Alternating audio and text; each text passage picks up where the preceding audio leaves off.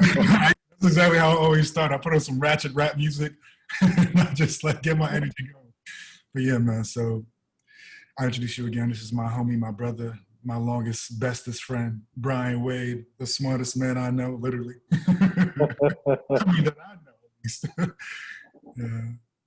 But yeah, man. Actually, I can't even explain what you do because I know you're at Northwestern. I know that you're in a graduate. You're teaching graduate students, but I actually don't even know what your actual title is. What are you doing? Nah, I'm at Northeastern, Northeastern, excuse me.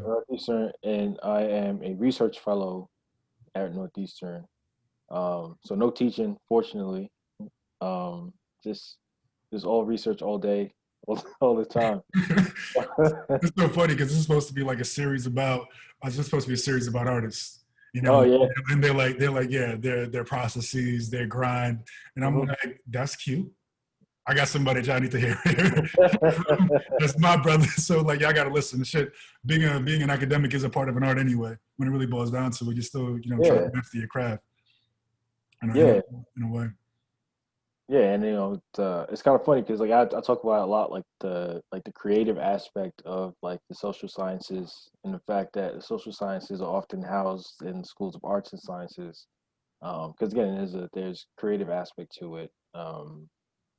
You know, as much as it's a science, there's also a lot of like imagination and thinking about stuff and just reading all day and thinking See, about people wouldn't stuff. expect that though. People wouldn't expect that like art and academics to be like have any sort of mixing because they just tend to seem to be like they're just like two diametrically opposed things.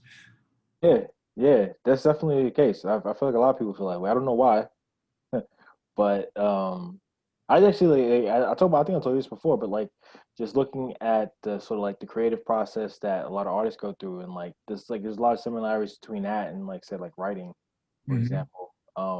And even for academic writing, you know, there's still like still the same drafting process and like the um one of my mentors she often kind of compares like the drafting process to like sculpting, right? Where it's like you're just like have like a silly putty outline, and then you just refine it bit by bit by bit until you get what you want. So there's a lot of similarities between the two, but uh, I wish more. I mean, I like to consume art. I wish more artists would consume science.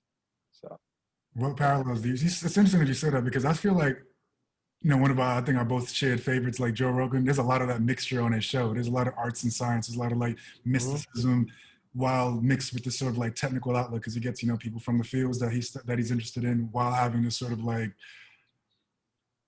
more internal world approach to things. I think that's probably one of the reasons why he's so well balanced on his show is because he can kind of blend those worlds very easily because the worlds, as you're saying, aren't that different. When I think about the ways that you described trying to come up with a concept for a research paper or how you would think about a new idea to present that to some sort of artist or have some sort of like office or try to create some sort of new policy. It does have a lot of like, what's the new angle on this that no one's thought about that could unlock this in a way that, could spark a new idea or way of being. one of the things I hate the most is like when I hear people like non-scientists talk about science, and I'm not a hard scientist. I'm not like studying climate change or anything like that. I'm studying like human behavior and things like that. But one of the things I hate the most is when people they say things like, the scientists say this or the science is settled, and it's like it doesn't work like that. Like we don't talk like that in the real world. Like there's a it's like there's always a gap, or there's always a gap in the knowledge, something that we don't know, or even more often, sometimes we think we know something, and then there's always some maverick who comes around and says, "Oh, look, it's actually like this," and it's like my girl, she'll see me working and like kind of stressing over doing with stuff, and she's always like, it seems like you're putting together a puzzle, and you're trying to figure out where to put the right pieces, like so you can actually get the outcome that you want. And it's really like that. Like going back to what I was saying with the science and settled stuff, like the some that we now take for granted, but like Einstein's relativity theories were meant to like sort of overthrow Newtonian mechanics. And if Einstein had just said, "Oh yeah, the science is settled, this is what it is," like we still be stuck thinking about like the way that people thought about some of these things in the 1800s. It's like it's never ending. It's like it's good to have debate. It's good to we should be seeking consensus and trying to strive for consensus, but we should also be trying to I think artists can appreciate this, right? Like there's still a certain degree of like individuality and everybody making an individual contribution to the larger picture. So it's not. I don't know why I ran on that little rant just now, but I that's one of the things that like grinds my gears, like the scientists settled, the scientists said this, and it's like nobody talks like that. The actual field. It's funny that you say that because you always hear, like, at least I've been hearing lately a lot that, science is the new religion. Yeah, I yeah. mean, that's like one of the things that people are throwing around, which I can understand where they come from, because a lot of people are just basing the entire like worldview based on what a scientist said, particularly Hmm. this like particular era that we are in. But I think that's not the truth. Like science isn't religion; it's fundamentally built on not being that. I, It can be I dogmatic at times, but oh, it's supposed to absolutely. be about like completely shutting, like proving ideas, proving I thoughts. can I can tell you that yeah, actual first of all, yeah, like there's a lot of things that get increasingly dogmatic, like even within fields. And there's like schools of thought and certain people like kind of cling to like certain theoretical perspectives and things like that, or like they'll define themselves as like as part of a certain school of thought or something, and that informs how they see things. And I think that's all good and well, like that's also healthy for debate and stuff like that. But um at least how I've been trained, like I've often been instructed to when I think about my work to think about what I'm doing as like my contribution to like the field. Like what are you contributing that like that we don't already know, or what are you contributing that, might it's always encouraged, it's always good to think about your work in like posterity, not so much like contemporarily, because one of the ways I think about it is that like for most of human history, like we believed completely false things, like just complete nonsense, like absolute garbage. Like what I mean? Just think about like not even 500 years ago, like people thought that um the sun revolved around the earth, right? And then like the church was going around telling people like this is what it is, like you can't go against this. Um and that's or like we only discovered like the actual double helix structure of like the DNA molecule in like the past 50 or 60 years or something like that. So it's like for a long time, or even like something like evolution didn't come along till like the 1800s, like 1850s or something like that, or like the study of genetics, that's like the earliest 20th century. Like this all I'm just saying all to say, like I like to think of my work like what if everything I believe right now is completely wrong. And I always I start from that position, and Yeah. then I work my way forward. And I mean, it takes me a long time sometimes to like really work my way through ideas because I take that step. But I think it's important just because like I think it's a good step for all of us, scientists and not whatever, like to question our assumptions and really, just really question like why do I believe things I believe? Like for a lot of stuff, like things were taught to us or told to us, or like we've been socialized to see the world a certain kind of way, to believe certain things. But that doesn't mean that they're true, and that doesn't mean that, 100 years from now, 200, even 50 years from now, people are gonna agree with the things we believe in. Believe in right now. So, um, yeah, I'm a skeptic at heart. So that's one of those things about me. Like I just always start from that position. I don't just. I think it's dangerous, man, to just like so and so said this. This is what it is. It's a fact. Like, I heard it on the news. I understand. You said that. She said that. It's got to Yeah, be true. We get led down to so many different like interesting places. I'll say that, given particularly like nowadays when everybody believes like a civil war is afoot, whether it's because of QAnon or what Trump said or what this person said or what Joe Biden, the white sleepy night is going to do for them, or like whatever the case may be. It's just like we just get so dogmatic, like believing that, oh, this thing or that thing is the truth, when just because those are the two options that are in front of you, I mean that either one of those things are the actual fact, right? It could be yeah, something that you yeah, said, like you may have to go dig a little bit deeper to go find the actual truth, because what you may be revealed to now could be literally 1/5 of the information that you need to get to the actual solution. yeah. You know, I mean, I think it's hard for people to kind of to think like that and to accept that, especially because so many of the things that we believe or that we share outwardly as beliefs sort of like also define our social circles, our social networks. yeah, Like yeah. it's like a typical example: somebody going on Facebook and like ranting about whatever political thing they feel that day, and getting like that good like feedback and validation because like, yeah, you're one of us. Like you said these things, so you're a good person. And I find that increasingly now. I mean, and sometimes I wonder if it's always been like this, and like now I'm a grown up, I can see it. But it seems like, at least for our generation, more and more and more. Um, so many of our like political beliefs, our social beliefs, and in some cases, like even like in the social sciences, like policy beliefs and stuff like that are increasingly tied to like morals, and it's like Yeah. it's not so much about like what's like intellectually correct, what's scientifically correct, but like what's morally correct, right? It's like there's this whole difference between people don't so much care about being correct as much as they care about being right. Is what it kind of feels like nowadays, and I also think that's a little bit dangerous because it's like, yeah, I mean, maybe, I mean, one, first of all, what's morally right or morally just or whatever, like that's not entirely objective. So like there's that problem. Um, but then even beyond that, it's like you might believe something to be morally right and upstanding today, but again, like I just said 5 minutes ago, like in posterity, that might not be true. Like you might look back on. I give you an example. Like there's people who, like, honest to God, thought they were doing the right thing, like during the slavery. Like, oh yeah, like we're teaching these slaves how to read the Bible, or not to read the Bible. We're teaching them about the love of Christ, but they can't read. They can't read.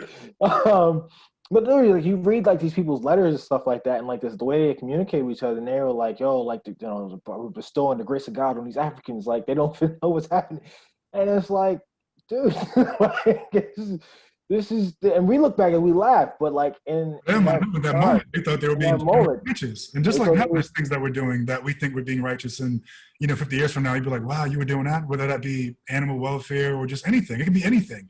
There's so many Mhm. things that if you retroactively moralize, they look horrible in the present. And in the moment, you'd be like, it'd just be like waking up and going through another day. And that's something Yeah, I think we can't hold on to, whether it's been like cancel culture in recent times, or people going back to old people's tweets from a decade ago, or like listening to 50-year-old interviews with Clint Eastwood, or like looking at yeah, Hugh yeah, Hefner. Like, I think somebody had a joke, but like everybody's granddad was an asshole. You know yeah. what I mean? Yeah, and we're going to be somebody's granddad one day. And we're going to be the assholes We're for gonna be whatever like that. reason. Yeah, And I was in, okay, I was gonna like say, okay, yeah. and I was gonna say, and I wish we could just like all have some sort of like humility in that regard and stop walking around as if we're all just like these moralistic gods who are completely infallible, because it's not possible. You could be the best person that you think you are, but in anybody's lens from 20 years out, there's some shit that you got going on right now that's probably whack, whether it's you're not a vegan or you actually are eating plants and plants got feelings, you don't know about that, or like animals, they're really crying, or like it's all this type of shit, or you're fucking up the planet, or is it oil production, or is it the energy that you're trying to move into EVs, or it's just like you don't know. You really don't for the most part. So sometimes you just gotta like give yourself a little bit of grace and realize in time, hopefully some more truth can be revealed. Yeah, and I used to have like this like super like concrete worldview, like it is, and I can still remember thinking like that and like feeling like, yeah, like I'm right and these people are wrong, whatever. And I think again, like I think a part of that, because so much of this stuff gets tied up to like our social networks and stuff like that. Like how we perceive ourselves, like we are tying so many of our beliefs to like this is what makes me a good person. It's like wrapped up with our ego, right?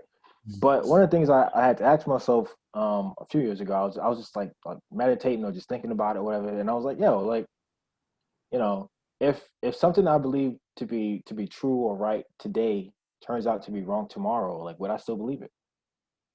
And I think we all at some point in time we're all gonna have to start asking ourselves that question. Like I remember growing up as a kid, and like my family was super religious in the church and stuff like that, and like being like going every Sunday to like some sermon, and like the pastor like railing against like homosexuality, and just like the most homophobic, gay people gonna burn in hell stuff. And I got to the point where I was like, why are we talking about this every week? Like, what is like there's nothing else to talk about. Like what's going on? Like, what, you have a nightmare, bro? Like, why are you constantly talking about this? A projection on my man's. A A lot lot of of projection. projection.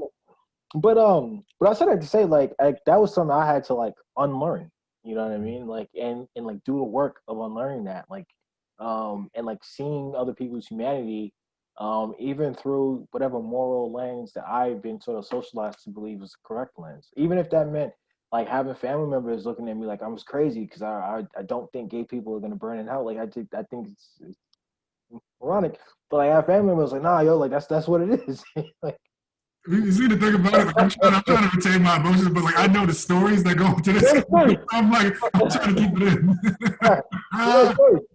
So it's it's oh, it's man. it's or even like and I started to say like even to the extent that, and I think a part of the problem with that too is that we don't really spend enough time like talking to other people because one of the things I find really interesting is the way that like people people will be like supposedly willing to die for their beliefs or willing to even kill for their beliefs, or they'll stand up and like root and holler and protest and stuff like that.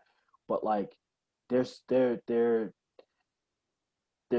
bond to their beliefs sometimes is so weak that if you challenge it, like they don't want to talk to you anymore. You know, if you tell somebody says something to you, or they don't want to talk to people, or like um entertain people who have beliefs that are different from their own. And I'm like, if you believe in something so strongly, like you should be able to defend it. You know, like if you believe in something so strongly, it shouldn't trigger you because someone who disagrees with you, like inserts a different worldview or a different point of view. Like, you know, it shouldn't be that difficult to go back and forth with someone, or just at the end of the day, it's agree to disagree.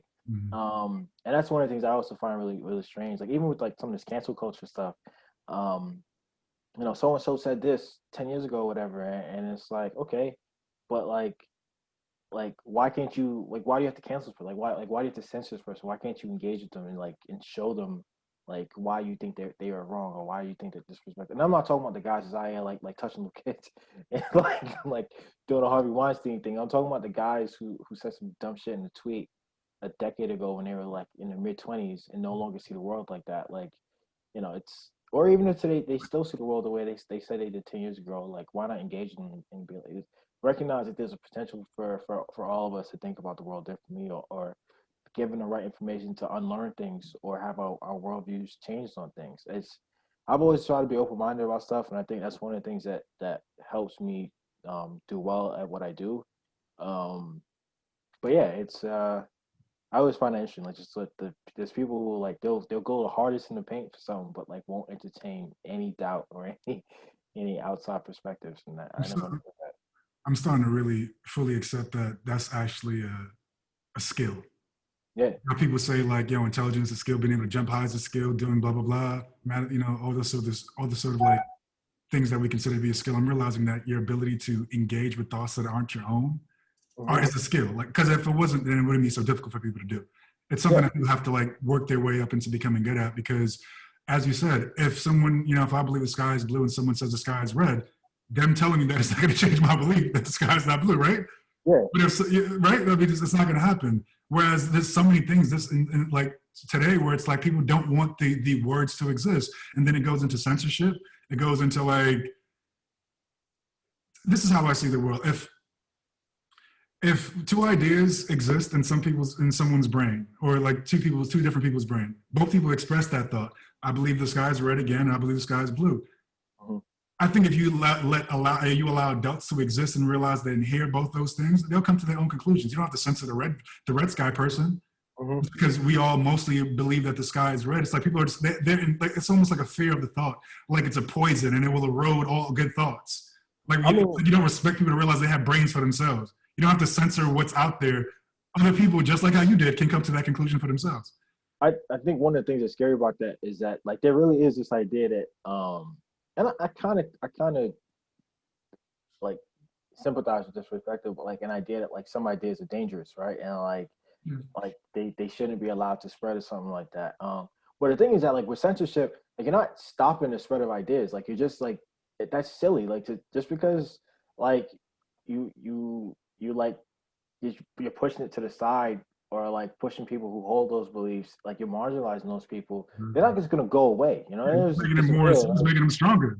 Yeah, like you, or We're if saying anything, HN, come you're up. making those ideas more toxic because there's no Exactly. way for those ideas to, like, you're just festering in the dark with like other people who are, you know what I mean? It's like, Yeah, and sure. it's the same way that like those beliefs get stronger in the same way that like good beliefs get stronger, like because they're being reinforced by the people around you, right? You push people off to the side, you're not doing their own thing, and it's just they only go a lot other people who see the world the same way that they do, that you said is wrong or evil or whatever. Like they're not just gonna be like, okay, yeah, you know what, they said I was wrong. I mean, let me come back into the fold. No, like they're gonna find other people that see it similarly. To me, it's like if you take something, if I'm making like, just use a bad analogy, if you're making like a soup or some shit, right? And the majority of the soup is like, you know, the stock, the broth, blah, blah, blah.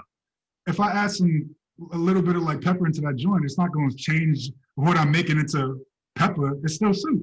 And I think that diffusion is what really helps ideas settle. Like, okay, maybe this shit's gonna settle to the bottom, and we wanted to pay attention to it, although it still exists, rather than being like, you put that pepper just in a pot by itself. What's in there? It's just pepper, and more pepper, and more pepper. Now you got a super pepper, a whole pot of pepper, and a whole pot of soup. I told you it's gonna be a bad example to begin with, but it's like I think you have to combine it all and let it all either rise to the top or rise to the bottom. Because separating it just makes it seem like it's as valid as the other thing. Oh, here's an alternative thought when it's not. It's just actually a fringe thought. Yeah, and again, like one of the things is like to the extent that you people are airing certain beliefs and you air them out as like this says you could like deconstruct certain things that just don't make sense. Like sometimes people don't actually have like access to people to help them see things in a different way. So it's like just making this taking this or they're not regularly engaging with those things. And so in the same way, like I was having a conversation with someone else around something similar to this, and he was asking me something like about like what like the extent to which people thought critically about certain issues. And I was like, well, like how often do like I think we all have the capacity for critical thinking up to a certain point. And I think that point is the point in which like our own the ideas that make us feel like good people or the ideas that sort of like tie us to who we are, like it's that the point to which those ideas start getting threatened, that's when we stop thinking critical or we stop engaging with critical thought.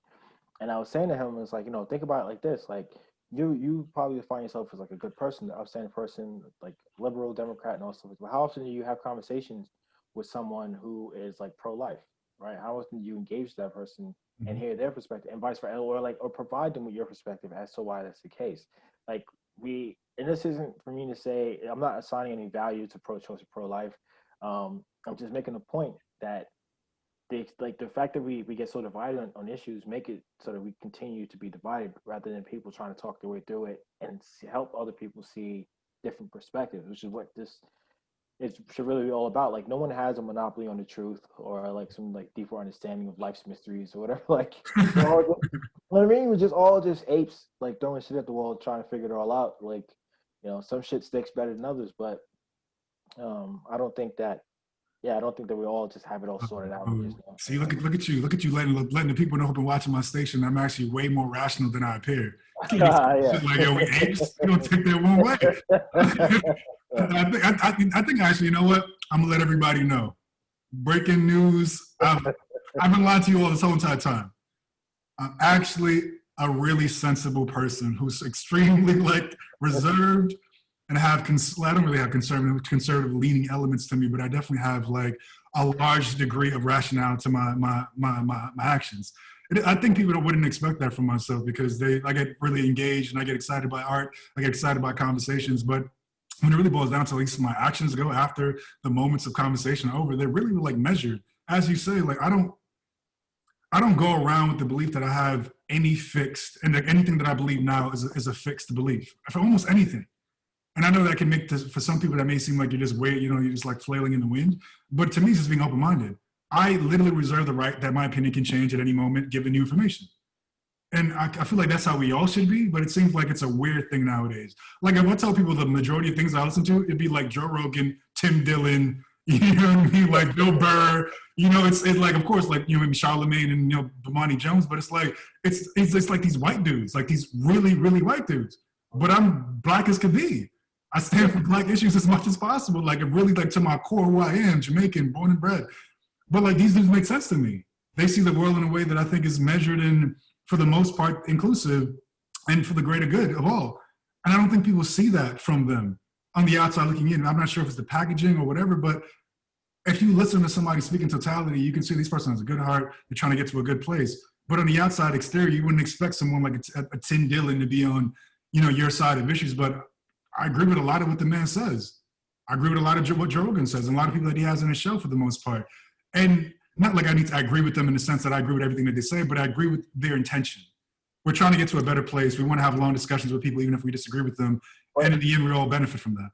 Like, in what world would you agree with everything that someone else believes? Yeah, it's impossible. It's not even a possibility. This is, I mean, I think this is the problem. Like, there's this puritanism almost, and like, this is what I was talking about before, where it's like, we're not trying to like arrive at it. We're not really trying to arrive at consensus or compromise or anything like that. It's just like, yo, like, I am right, about this issue, Wrong. you're wrong. Like it's a zero sum game. Like there's no way there's winners and losers. And if you're a loser, like you and your ideas can go sit in the corner while these winners keep getting this money and keep saying and keep spreading these ideas.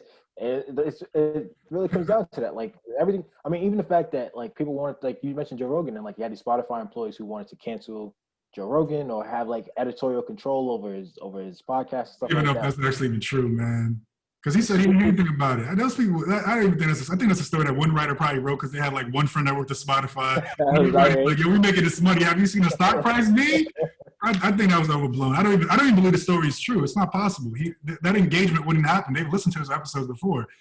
And that's another thing, like PC culture invading like these sort of like professional, I wouldn't say professional institutions, but these more of like economic institutions.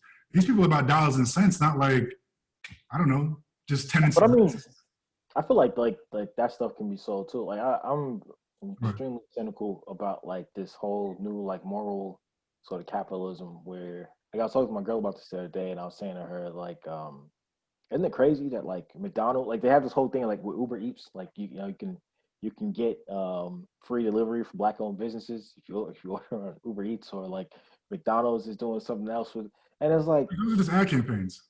It's these ad campaigns. Exactly. Yeah, that's just revenue. That's impressions, B. Yeah, True care, true investment. Like just a couple like before the pandemic, like we were talking about like how Uber was like screwing over their workers. Like they're literally in a lawsuit right now in California, like trying to avoid like labeling drivers as employees so they don't have to pay for the health insurance. It's like so it's like really fast. Like it's like this. It's everything is dollars and cents right down to like the sale of like identity issues or the sale of like morality itself. It used to be like you would watch. Like I told Zoe all the time. Like it used to be like you would turn on TV and you watch some ad and it'd be like you see Jon Snow driving an Infinity and you'd be like, damn, I want to drive an Infinity now. I want to be like Jon Snow. Like, and now it's like you see like some random rich person like putting the Black Power stuff or something like that, and you're like, oh, like Black Lives Matter now because this person said that, like, or like Uber says it, you know. There's a currency in that though. That social activism. I don't like. It's funny to me how it's seemingly obvious.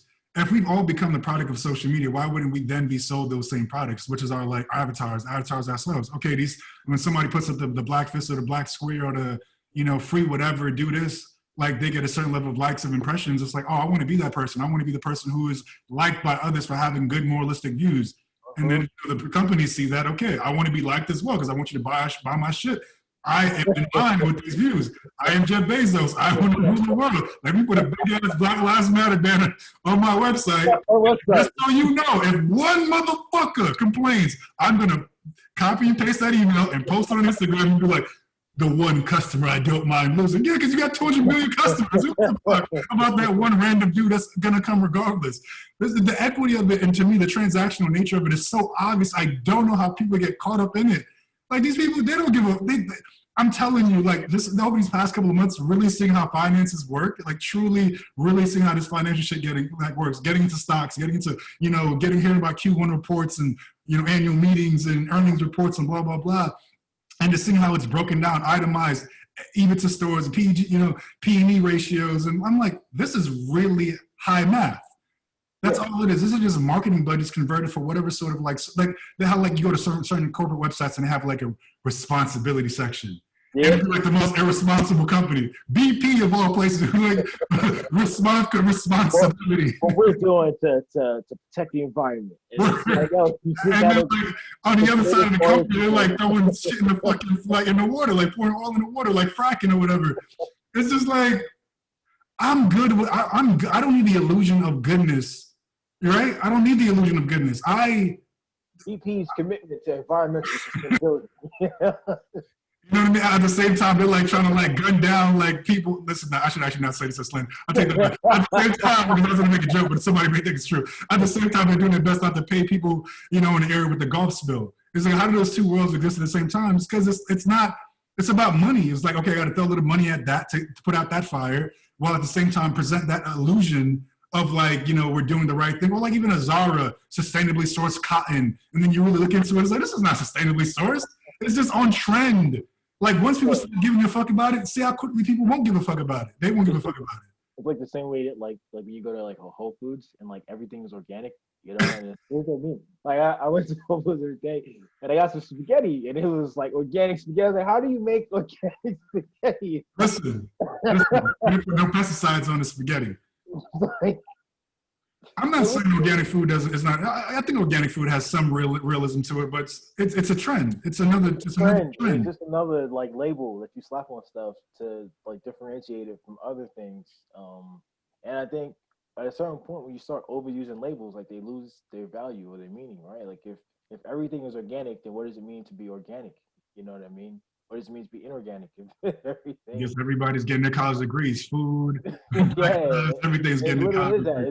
It's like that degree inflation thing, Yep. right? It's like label inflation. Like it's like one of those things. So It I works for don't me, know. by the way, because I try to buy as much. Actually, I wouldn't say I try to buy as much organic. I try to buy and minimize the ingredients as possible. Like, just don't put shit in my shit. I don't care where it Yeah, comes from, because ultimately, I don't know what that person at that farm is doing, no matter what the fuck they put on the label.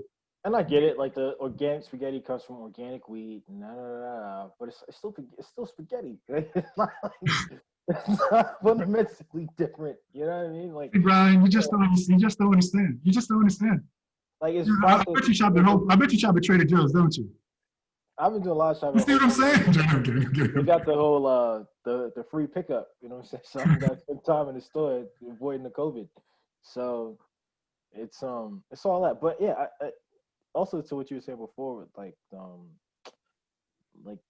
this marketing plan, and like one of the things I've come to understand a lot more is like, you know, is this whole idea of like front stage work and backstage work, you know. And there's this great sociologist Irving Goffman, he wrote this book, The Presentation Itself in Everyday Life, Mhm. and he starts the book by saying the whole world's a stage and we're all just actors on it, you know. And it's like the way that, like, it's true for like individuals, it's true for organizations, it's true for institutions, it's true for all of society, where like there is a front stage presentation, like it's like the way that we want the world to see us, the way the things that we're presenting or projecting to the world. And then there's the way things are on the backstage, how it really goes, like, you know, like the whole idea of like the way that the sausage is really made, right? Like that's, and I think for a lot of folks, um in a lot of different settings, like you never really get a feel for how the sausage is made. You just don't think about it. You don't care about it. You just see delicious sausage and you eat it. Like, but once you kind of have a view of like this is what's really going on. And the reason why people use like the sausage making analogy is because sausage making is disgusting. Like when you see it, like it is disgusting. Like, and nobody, you know, you see something like that, and it's hard to be like, all right, I'm going to eat that later on in the day. Like if you knew what was in it, you know, you'd be a little bit less inclined. So it's like one of those things. I think it's really difficult for people to sort of teach it, because in a lot of respects we don't want to know. Like, you know, it's we like, or we want to feel like the things that we're participating in, or the brands that we affiliate ourselves with, are naturally extensions of ourselves. Right? I'm a good person because I bought my food from Uber Eats, and Uber Eats supports black businesses. I didn't go to Grubhub, which doesn't support black businesses. Grubhub is racist. Like, I go to It's Uber funny Eats. enough, you look down the company report, like Grubhub actually employs black people and Uber doesn't. Like it just be the shit that just people don't be looking at. It's like we really, like you said, we're concerned about the marketing labels and not the actual substance of it. And then even beyond the substance, there's just certain things that are going to be completely outside of our control at all times, no matter what. You know, I even think back to, you know, a conversation I had with Bianca, my worst performance on the series to date. Yeah, I was tired. I just came up a long day. But she really dropped a lot of gems in that one. And she just, I think what she said is really how I've been operating for a while since then, and just probably even before without having the words for it, just simplifying my life. The things that I can control, my immediate community, my immediate thoughts, my immediate friends, my immediate surroundings, like that's what I'm doing. The best that I possibly can, but even understanding that my best may not be ultimately good enough looking at it, you know, years later or in the future. It's just that I think we're trying to, and again, as she said, we're trying to be like global superheroes. yeah, And we just can't be in anything. We're just like, we just want to be superheroes across all industry. It'd be, you know, in the past, we think about all these great people that may inspire us. And they just did like one fucking thing. yeah, And even that, if you look back on their lives, they probably didn't even succeed it. And they yeah, still were like, oh my God, you know, like the greatest thing ever. You know, like Martin Luther King, and this is no shade to my man. You know yeah, what I mean? Like he did as much as, and he did as much as he possibly could, and he sacrificed his life for him. And in totality, he did he created a lot of change and a lot of like change in hearts and minds and movements. But racism isn't over, right? There's a lot of things that he was still battling for that we can reheat right now. Those conversations are still ongoing, as if didn't change just within the past couple of months. And that's almost 50 years ago, if not 60 years ago at this point. But of course, his life had value, and of course, the things that he did had value. But still, you would say that man worked his entire life way better than the majority of all of us put together in so many different ways. And still, the amount of change that he was able to kind of see through was still marginal, although still impactful to a large degree. So the fact that you're going to go like be a global superhero when you have people who are so much more of greater magnitude just focused on one thing, I think it's a bit of an overreach. I'm just trying to focus on the one or two things that I can really impact and impact those. I think what you just said. I think a part of it though is also like part of the American experience, right? Like I think in America we're so, especially those of us who are like with like a certain degree of class privilege, to not have to worry about like day-to-day aspects of survival. Like when you have a fridge stocked filled with food and juices and delicious snacks and all kinds of stuff. Like literally like you there's something that comes with like going back to like sort of like a Maslow's hierarchy of needs, where like you're safe, you're well fed, um, everything is going relatively well, and like that's not enough. Like your mind, it needs something to struggle over. It needs something to fight for, to feel like it's, because that's what life's supposed to be about. Life's, you know, up until um relatively recently, I'd probably say like within the past century, maybe even less than that, like daily life was a slog in America. You know, it wasn't easy for anybody. Like, you know, if you go back to, you play like them old like Oregon Trail games, right? It's like your little wagon tipped over in the river, or like your whole family died to like dysentery or something like that. It's just, you know, like this is, and that wasn't like Jesus time. That was like 150 years ago or something like that, or 200 years ago, right? So I'm just making the point that like in there's like a certain degree of like comfort and stuff that we have in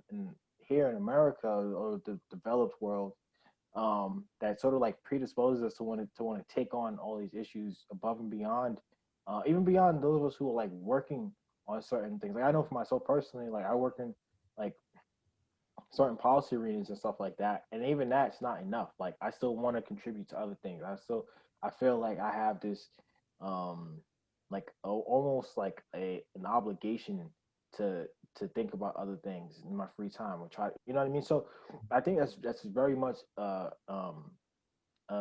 you talk to people who don't live with this degree of privilege, or you go to other parts of the world where like daily life is still a bit of a struggle and things aren't entirely guaranteed, and people aren't pressed about some of this stuff, man. Like people aren't out here like letting these things consume them, or like going crazy over some of these things. It's just like there's so many people here. There's just all this stuff about you know, in America, it's talking about like mental health and stuff like that, and like suicide rates are higher here than they are in like some of like the poorest places, or some of the most like despairing places on the planet. And a lot of it is because like we we the things that sort of like get to us are so they're not like innate to our survival or anything like that, you know, like, or at least not our immediate survival. And I think even to a certain extent, like people might frame some of these things as part of like a longer term survival thing, right? So you like talk about like climate change, and it's like, well, it's not about me, it's about my grandchildren and my great great grandchildren, something like that. I gotta do everything I can to make the world better for those people, you know, or and this isn't to say that people shouldn't be concerned about climate change. Just making this point that like for so many of these things, that there are a lot of these things completely out of your control. Like and I hate to say this in a super cynical way, but like posting on some like rant on Twitter about climate catastrophe or something like that isn't actually like fixing climate catastrophe. Like there's people out there like literally, and it's kind of funny because I'm sure there's people out there like who like there's some guy at MIT is working on like cold fusion and like trying to save the world, like some modern day Tesla, trying to come up with some new energy source, and he's probably going to like a Black Lives Matter protest like when he's not at work, because it's like I need, like beyond what I'm doing right now, I need to contribute to something else. I think that's something that's, I don't want to say like uniquely American. I don't think that's true, but I definitely think that's something that's unique to people who can enjoy a certain degree of privilege, to be able to have concerns beyond just your immediate daily job or survival or something like that. Absolutely would agree with that. Honestly, I don't think that's refutable. Because if you're in survival mode, you don't have time to be in frivolous mode. You know, Yeah, if you're trying to eat, you're not worried about ice cream. You know, like I mean, just being real. Like, and a lot of this shit is just it's sprinkles. You know, it's like the sprinkles of life, although they affect some people very deeply. But I can't be thinking about like on my day to day. I'm I'm sorry. like, Just I'm sorry. As you were saying, I just popped into my head something. But yeah. like, think about like the fact that like there's so many people like activism is like a leisurely activity, right? Like when you really think about like people like not I'm not saying people do it for fun. I'm saying people do that in their free time, in their non-work related time, like committing themselves to something like that. My bad. So that just came to me. No. That's actually good to say. Damn, there's so many people right now. I can hear them. I hear their tears in the back of my ears. Really? Nah, the reason why I say that because I like the groups of people that I know. They're very, and even myself. Although I would never claim to be an activist in any way. I think they find themselves in, to be good-hearted, good-natured. They want to see a better world, and them supporting these ideas and bringing their attention to them and like shouting them out on social media. It's how they give attention and spread awareness. Mm-hmm. And I think it does make people feel like they're doing something. I'm not sure if they are, to be honest with you. Maybe awareness does have some sort of like currency because attention is currency these days. So maybe it is putting some of your money or your attention currency, your social currency, your capital behind something. Does affect it in a way. But truly, in my mind, for me, and this is my own personal thing, I don't think it does much. I think the people who actually commit, like they get change, well, whether we like to admit it or not, are those that are on the ground. It's the people doing the work in Chicago is that we usually talk about, or in these places that are like, or, impoverished or like crime ridden or whatever, that truly affect those changes. Is the people with the boots on the ground. Of course, you can, give them aid, give them money, give them resources, but it's ultimately the people doing the day-to-day work. And I think that even the work that you do more so than anyone else, because to even take academia, stuff that you study, crime, policy, et cetera, et cetera. There's a lot of people who they could go to a fucking march. And I'm sure people that have been to marches, but ultimately it's the people that are in the communities at those community centers that engage with these like marginalized groups that probably do the most work that affect those people's lives the greatest. But The research people paper is what gets lauded. the people doing God's work that nobody knows their name. Like Yeah. yeah, like it's the people like putting their lives on the line or being out at midnight on the street, like when their families are home. Like I know guys personally, if somebody gets shot, and if somebody gets shot at 3 o'clock in the morning, they gotta get up in the middle of the night, go to the hospital, and go check them. Like What there's do I people. do? I go on my what do other people go on my phone tweet? This person got shot. Like it's And crazy. that's not to diminish. It's not again. It's like I think it's one of those dangerous. Like it's not a zero sum game, right? Yeah, of Like course. let's say you're not making a contribution. Like if that's the way that you can help, that's the way that you can help. I will say one of the problems I do have with some of this is like some folks like who get sort of into advocacy stuff and activism and stuff like that.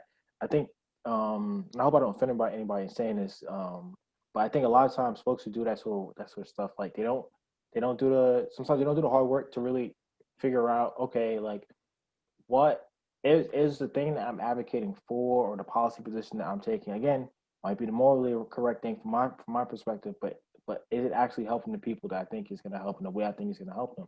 And the reason why that really bothers me, is because a lot of times, you'll hear people sort of endorse certain positions or certain and stuff like that, and they'll have the privilege of not actually having to live with the consequences of their rhetoric or the position that they're endorsing. Like they're pounding the table for it, and they swear up and down this is the right thing to do.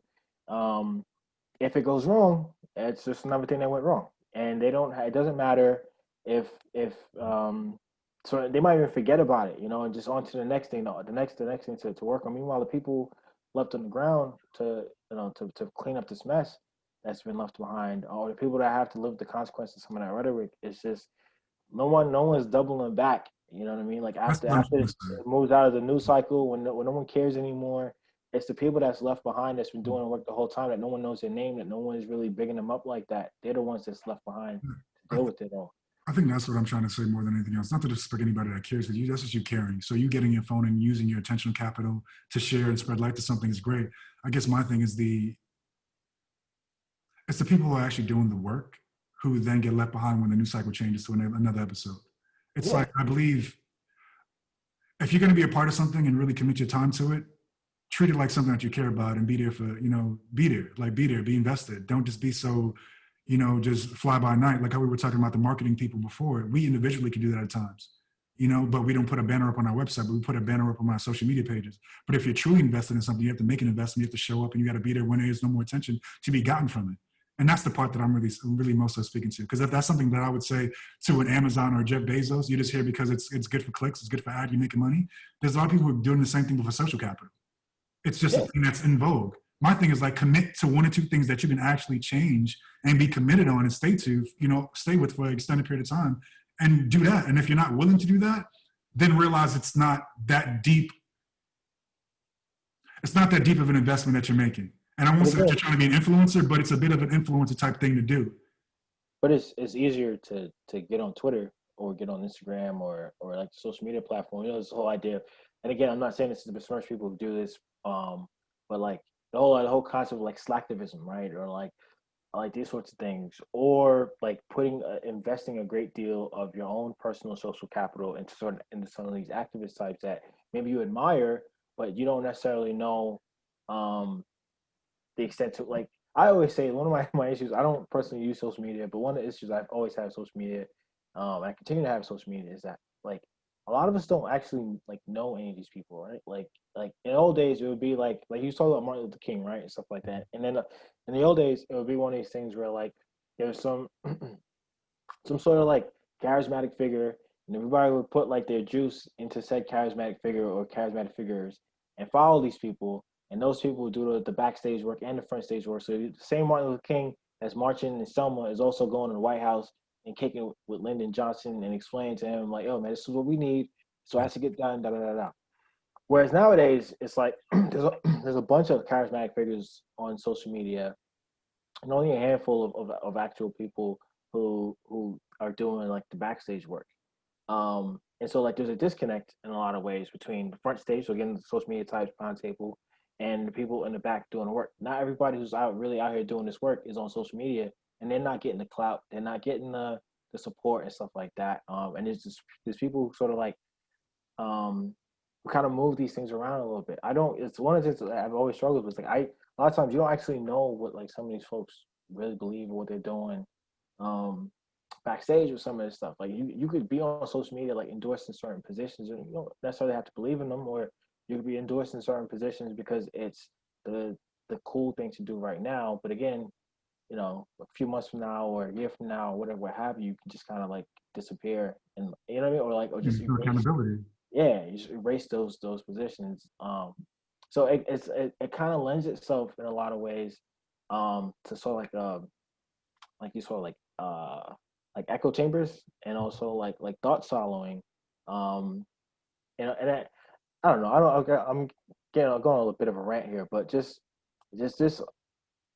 like you said, it's easier to sort of just participate in that than it is to really put in the work and like really figure out like how can I make a meaningful, long lasting contribution in a way that makes sense. Um, and not in a way that's gonna like immediately gratify me because I put this tweet out or I got these likes or someone like I got the X number of retweets on it, but like because those will fade over time. Like tomorrow, the amount of retweets you got yesterday aren't really gonna matter to you that much, or maybe next week it won't matter to you that much. But if you went out and you did something for someone, or you know what I mean, like or you contributed to like a big picture, big ticket kind of change, I think that would make a lot of people. I don't know. I think a lot more people would feel fulfilled if they had something they could work on Yeah. over long. I know that's helped me.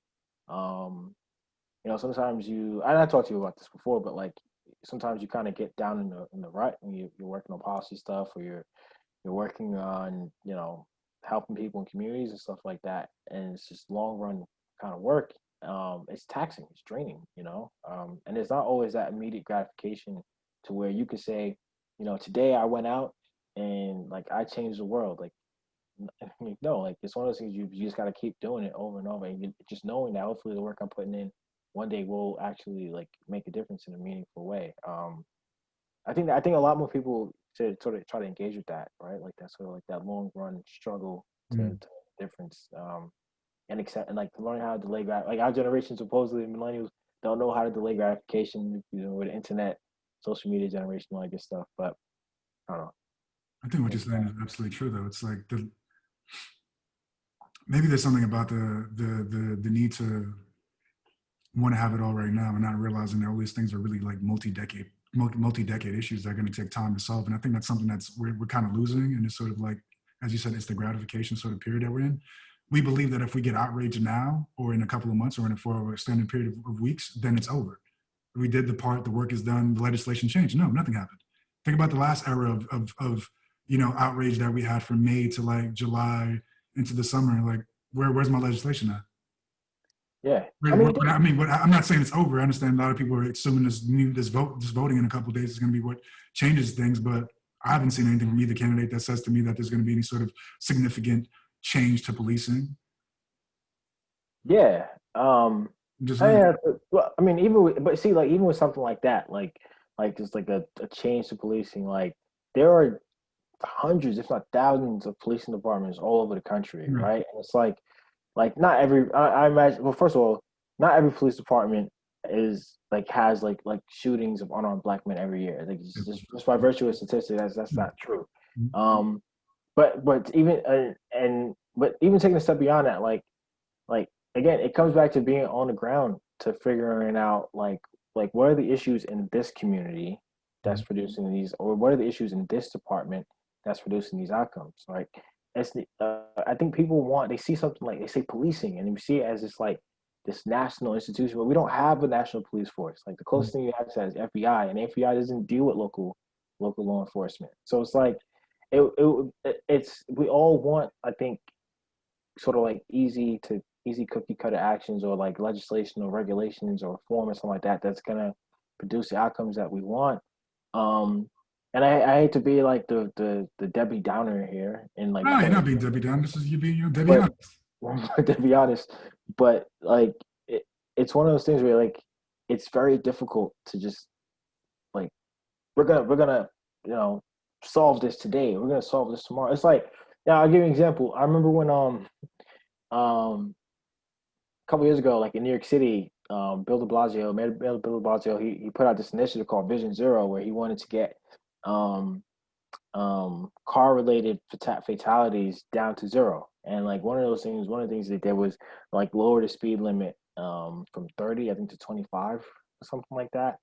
Um, but people got outraged because like there's some streets where like driving at 25 miles an hour doesn't make sense, and it like creates like and they're not streets with like high pedestrian traffic where people just randomly crossing the street and getting run over by cars. But you put this like blanket thing over it, and it ends up like creating issues like traffic and all these other things. And people were like, why are we doing this? And he ended up having to walk it back.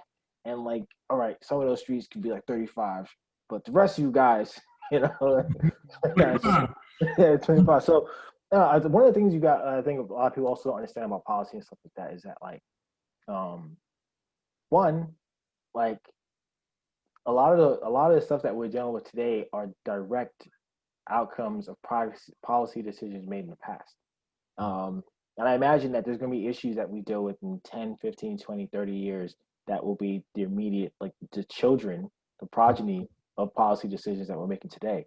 Um, and it's so this again, going back to what I was saying at the very beginning, like, you know, you have to have this kind of mentality where it's like, yo, like, you know, is what I believe right now correct? You know, it will always be correct. Like, um, I think that's difficult for people to understand. Um, in a lot of ways. But yeah, this whole policy thing, man, it's like I often sort of like compare it to like a game of Jenga, where it's like for like different political administrations, something like that. You're just a guy who's like pulling his block out. You know, for that's what your administration is doing. You're just pulling the block out, and you don't want to be the guy if you pull the block out and everything falls apart. You hope you pull the block out and you put it on the next top part. It's less likely for the whole thing to fall apart for the next guy. But inevitably, it's gonna fall apart, you know, and you gotta start over again. It feels like we're at at one of those fall apart moments right now in Yeah, a it seems like plethora that. of And when I said legislation earlier, I meant specific to the areas that we saw the Breonna Taylor and mm, George Floyd situations in specifically. But because I don't imagine a world where there's one, like you said, one size fits all. It's just not possible. There's things that happen in, like, look at it, New York City. There's like particular streets that you can't even have a speed limit passed because it affects a certain area differently from another area. And that's just one confined city, although a big population is such a small space. Trying to extrapolate that to 50 states, it doesn't even work. Some of these things are almost fool errands to me when you really think about it. And they're like feel good. That's all they really do. They change emotions in a moment, but they ultimately don't really do much. That's why when people think about like these radical candidates being president or the radical people being elected, I never get too out of pocket because I realize they can't do that much, nor can they. So they can't do that much good and they can't do that much bad. It's I mean, almost like by chance in a sense. but the fact that you're radical means that like you like the majority of people like you're outside of the norm. You know what I mean? Like, does that make sense? Like by virtue of somebody being a radical, like their views are outside of the norm, which means that, and not just outside of the norm of like general society, but also outside of the norm of like their fellow politicians. So it's like there's only so much you can get. Like it's always this whole idea of like regression to the mean. Like Yeah. even if you're an outlier, you're just gonna get pulled back. And if you don't get pulled back, like the system will like force you to like comply to what it like. You know, it always goes this way. Like you never get these crazy swings. And I think like the whole like American like political system was designed that way to like slow down any like radical fast change. Like there's like all these checks and balances and like the number of steps you have to go through to actually make meaningful change, the amount of time it takes. Um, yeah. And I think go ahead, sorry. No, I was going to say, I think that's intentionally done for a reason. So you don't go either too far in any direction too quickly because you never know if that's the right direction. Yeah, I mean, sometimes it takes years before you feel, and I mean to say too, like there's downsides to that because that also like screws with people's like decision making incentives, like politicians' Yeah. decision making incentives, because it's like I only got 4 years I'd be to out of go, so that's like it. On the table. you know, yeah, like if I do something, you know, something that's gonna be really meaningful, but we don't see benefits from it for like 6 years, I'm not gonna be in office when that happens. Why should I do that? Or even if, or even, let's say I put it in place, I do go for it. You know, I'm one of those good, upstanding Bulworth type politicians. Anybody who's seen Bulworth, you know what I mean. Yeah. But if you're one of those type of politicians, and then like the guy who comes in after me can just rip it all up, just start like we literally saw this with Trump. Like, nah, I don't like this. Nah, rip. New time. It's like which is one of the reasons why I don't think like this whole like swinging from one extreme to another, my team versus your team. It's like some gang shit. Like it's not meaningful. Like this should be like the real issue really should be like trying to figure out like consensus and compromise. Like, and where we can't reach consensus, let's reach compromise, you know. And I think a lot of people give the Obama administration shit for like kowtowing to the Republicans too much. But one of the things I'll say about his 2 terms is that there were a lot of times where he really was trying to reach compromise. He really was trying to you know extend the hand to the other side and stuff like that. Sometimes I do think maybe he was a little bit too bullheaded on like, you know, well, I want it this way. You know, I'm the president. I got all the juice. Like if we're not doing it this way, we're not doing it at all.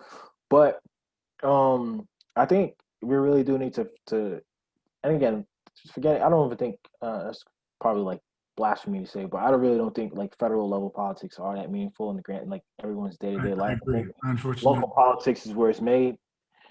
I agree. I think, as people always say, you know, what happens in your house is more important than what happens in the White House. I mean, you can extrapolate that down to your community, your city, your state is more important than what's going to happen federally. If anything, this past couple of months have shown everybody this sort of notion of a federal government, not to be a libertarian with it, but they can't do much without the state's approval. We are, I know it's never seemed like that, but we are the United States of America. Like your state is almost, if people just realized, if people said, you know, imagine your state as a country, and then realize the falseness of trying to get 50 countries all in the same direction. And that's really how they should perceive it. But they imagine it as one country, but it really is 50 different countries in one. 50 different governments, man. Like, yeah, and each state government has its own, like, you know, has a bunch of different cities, their own little fiefdoms.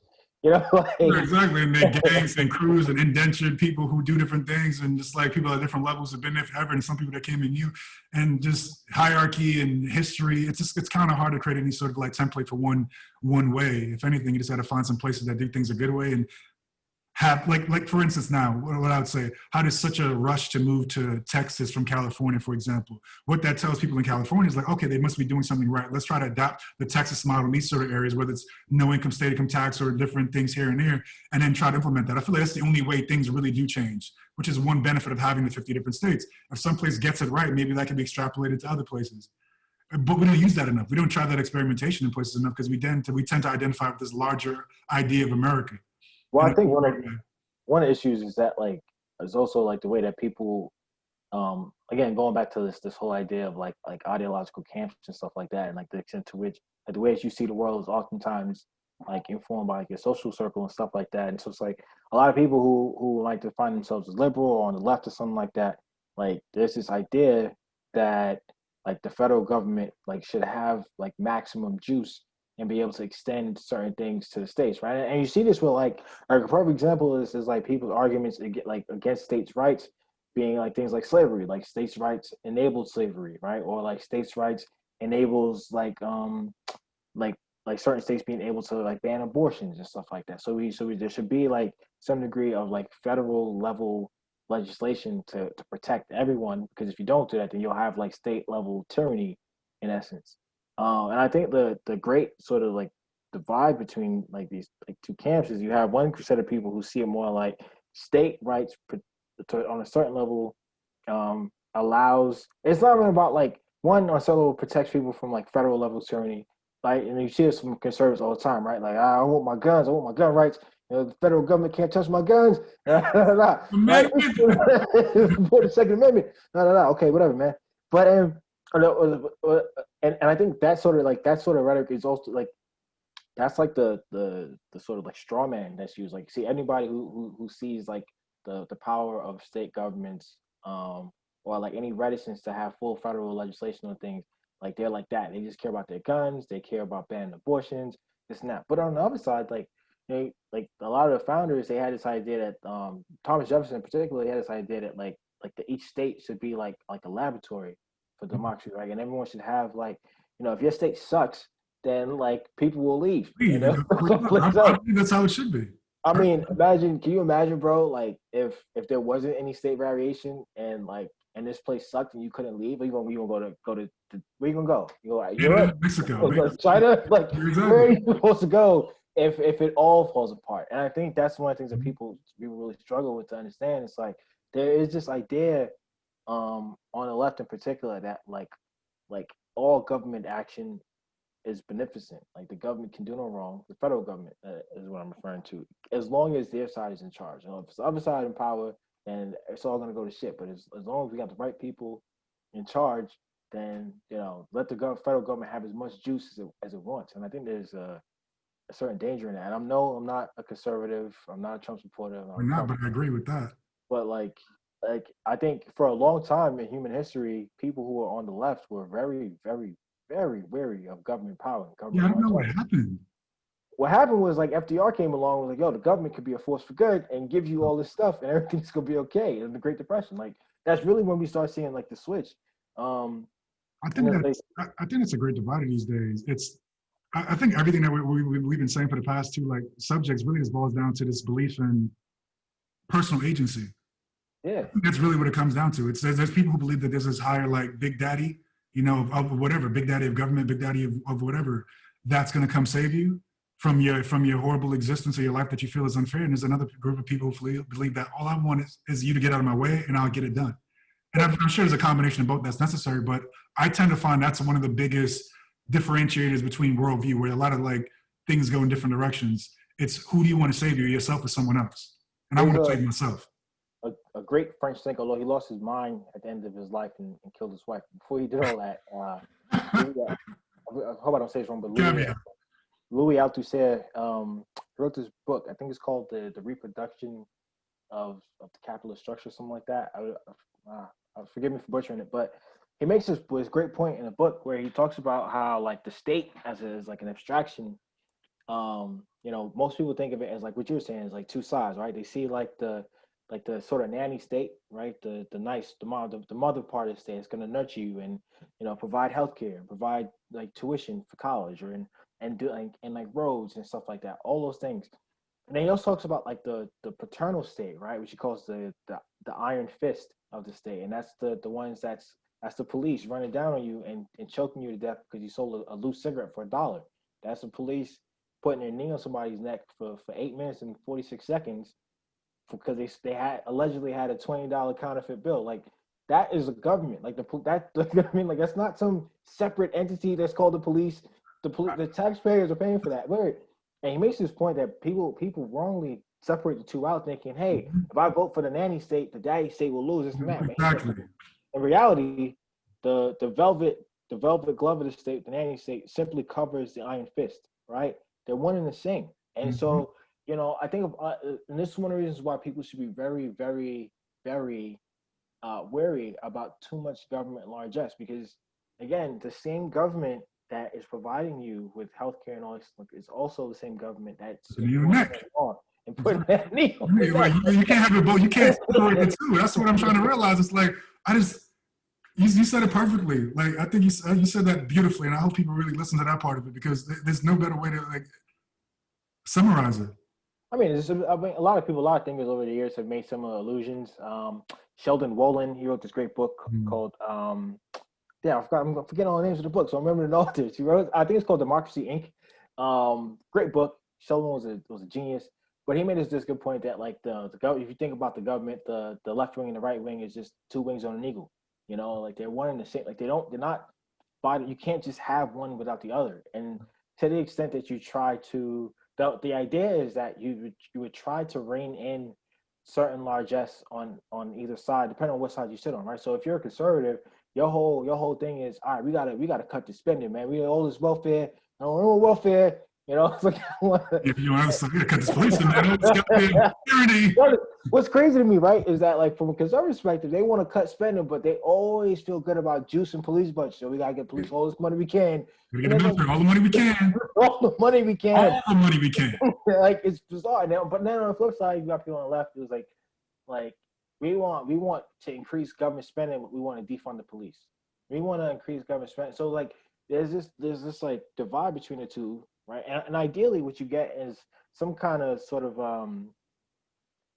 like not necessarily a compromise, but like you emerge with like some sort of like synthesis between the two things, right? So like but I mean, I think there's also a difference between like how like the folks in Washington see it, or the folks in your local city hall, how they see it, and how the folks on the ground see it. Because I think if you ask anybody on the ground, like even the most conservative person in the world, maybe not. Let me take that back.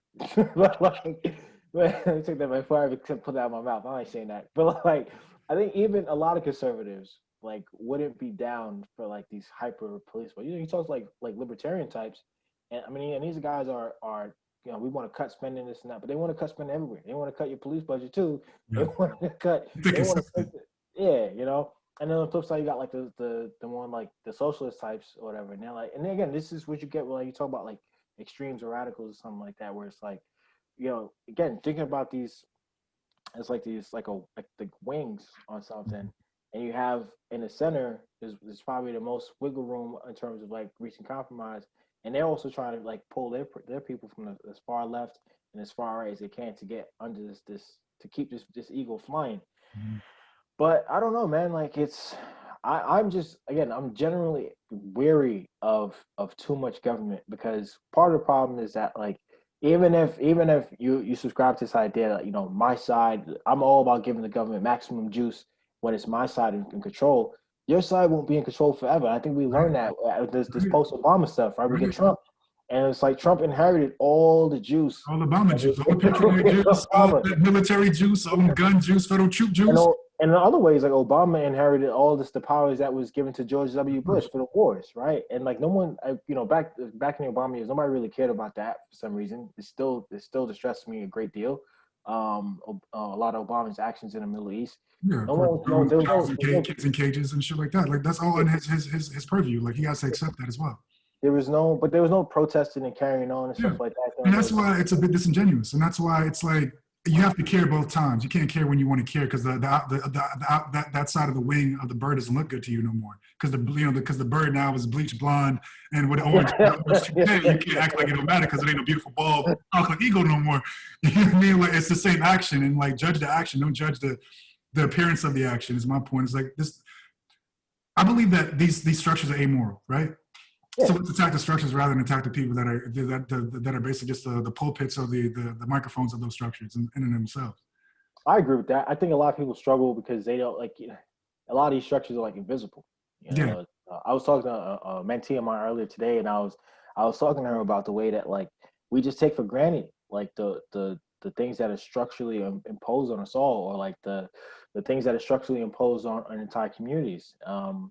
And then we use these sort of like stigmatizing or dehumanizing labels to legitimize those structures rather than question the structures themselves. And then it becomes this issue of, again, like we talk about like through like personal agency. And a great example of what I'm talking about with some of this stuff is I'm doing work up here on like drug markets, right? And like the opioid crisis and everything like that here in the greater Boston area. And it's kind of crazy because like just it was last week or 2 weeks ago, like the federal government basically took over Purdue Pharma from the Sackler family and like made them pay, like they basically have to pay reparations now for fixing like for the opioid crisis. Yeah, and it was like in the New York Times piece about like there's this like very strongly worded like stuff about how like this family caused this crisis and like by flooding the market and flooding the streets with their drugs and destroying whole communities. And it's just like, but no one said that when the crack epidemic was happening in the 80s. In the 80s, like, and that was structurally imposed. We're talking about entire cities were just like ground up and spat out by like we don't have factories closing, jobs just disappearing. We don't have any use for these people, so we're just gonna let them languish because we can't extract any money out of them because we're gonna send out the jobs overseas, or we're gonna just completely like pretend as if it's just bizarre because you look at something like some of these cities and it's like it's not like they were always the way that they ended up or the way that they are now. A lot of you can trace it to a certain point in time. Again, it's structurally imposed, but you start hearing people talking about welfare queens and this person is out here, just sucking off the government teat and this and that. But it's like, well, but they weren't always doing it. So how did we get to That's a this position? genesis. Yeah, and so like you see it now where like there's a attachment like this destigmatizing like welfare queens and everybody's a drug dealer and crack dealer and this and that. And here we fast forward to what we're at now, and it's like, man, he's an addict. These people struggling with a health condition. We gotta look at that. Like, We read that New York Times article. You sent it to me a couple of years back. I remember reading that shit at work and like this link. It was a police officer, a police commissioner, whatever the fuck it was that wrote the article in the New York Times. And the way he was talking about these people who just got wrapped up in this drug and it yeah, seduced them.